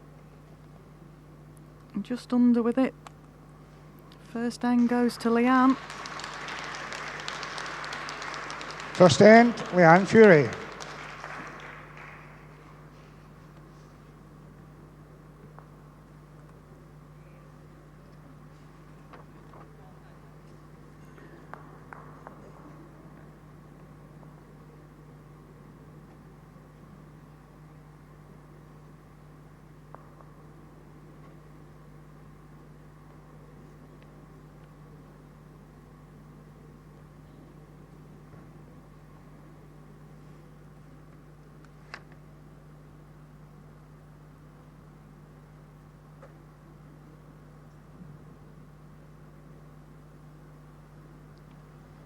Jack length 26.5 metres.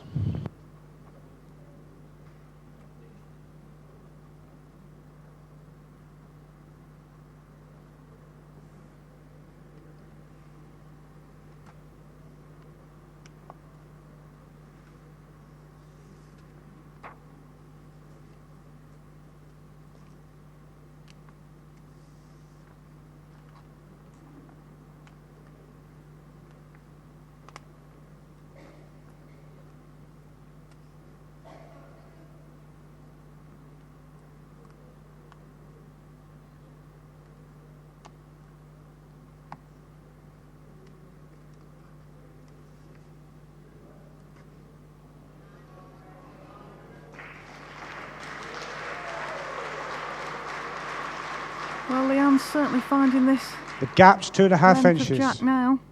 Yes.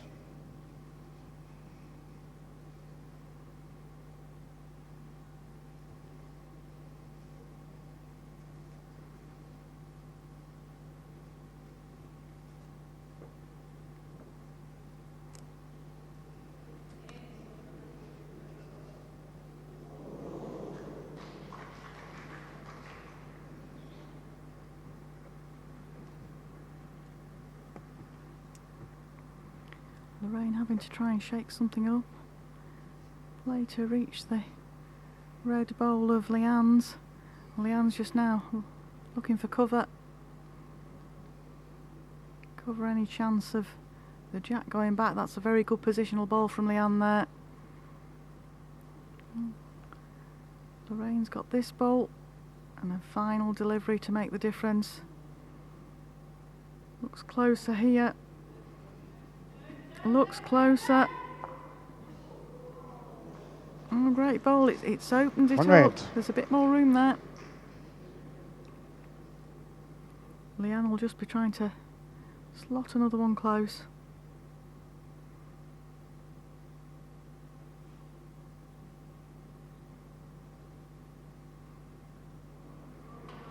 Looks close again here.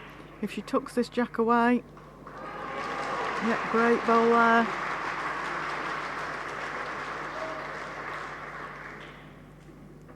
Two reds.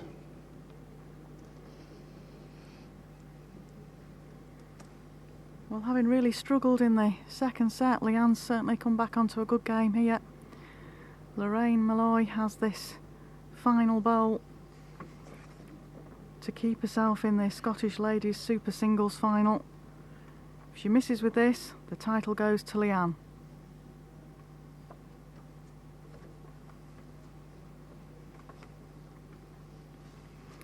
close? Oh, just under. Second end and the match to Leanne Fury. Well, thank you very much for your company this afternoon. Don't forget to join us at 10 o'clock tomorrow morning for Michael Stepney versus Andrew Barker. I'm Janice Gower. Thank you so much for your time. Hope you can join us tomorrow.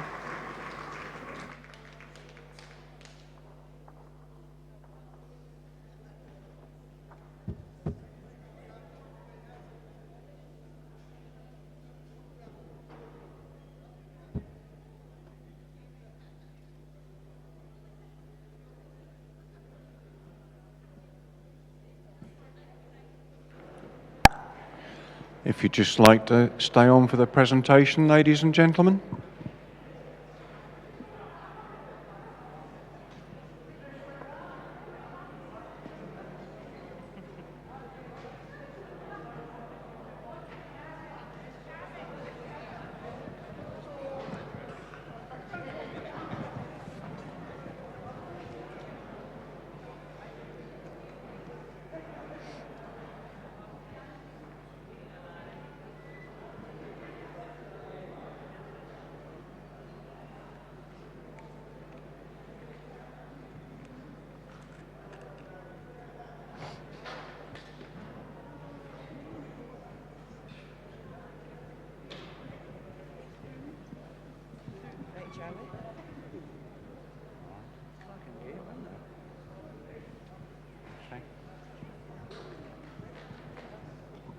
Well, ladies and gentlemen, I hope you enjoyed a terrific game from the two ladies.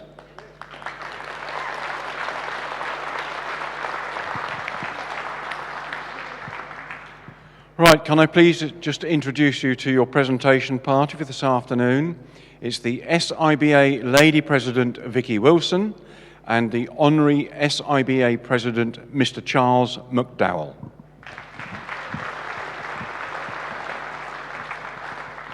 Well, ladies and gentlemen, I think you'll agree they've given you a terrific final for the Ladies Super Series. And unfortunately, as always, in a final, there's always somebody who has to be the runner-up. But I think that the lady needs a really terrific hand as she walks up. Please welcome on Lorraine Malloy.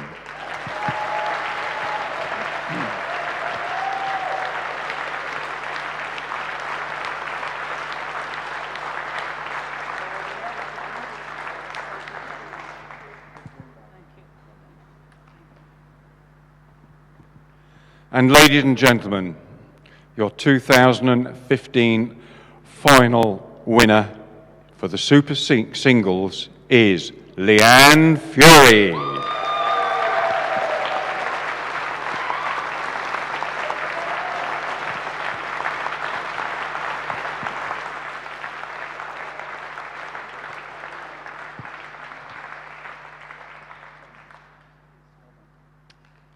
Pick your trophy up and hold it up with the camera.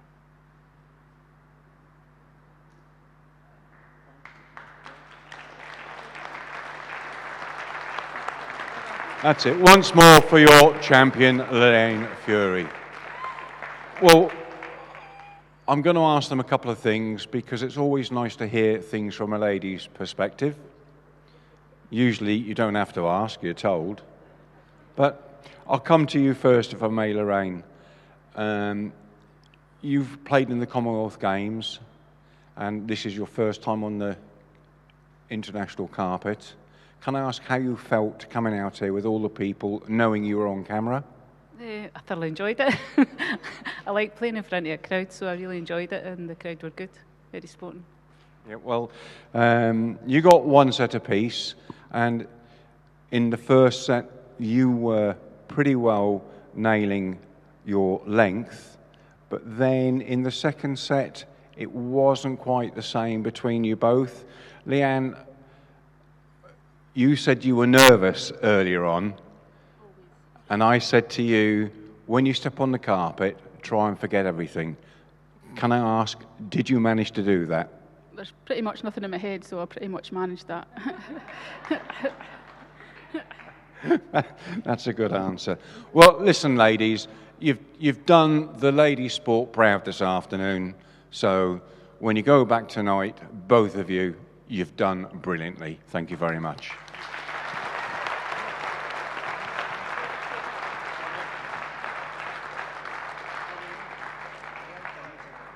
And if you want any photographs, ladies and gentlemen, Leanne, if you'd like to have them taken down at the bottom against there, all right?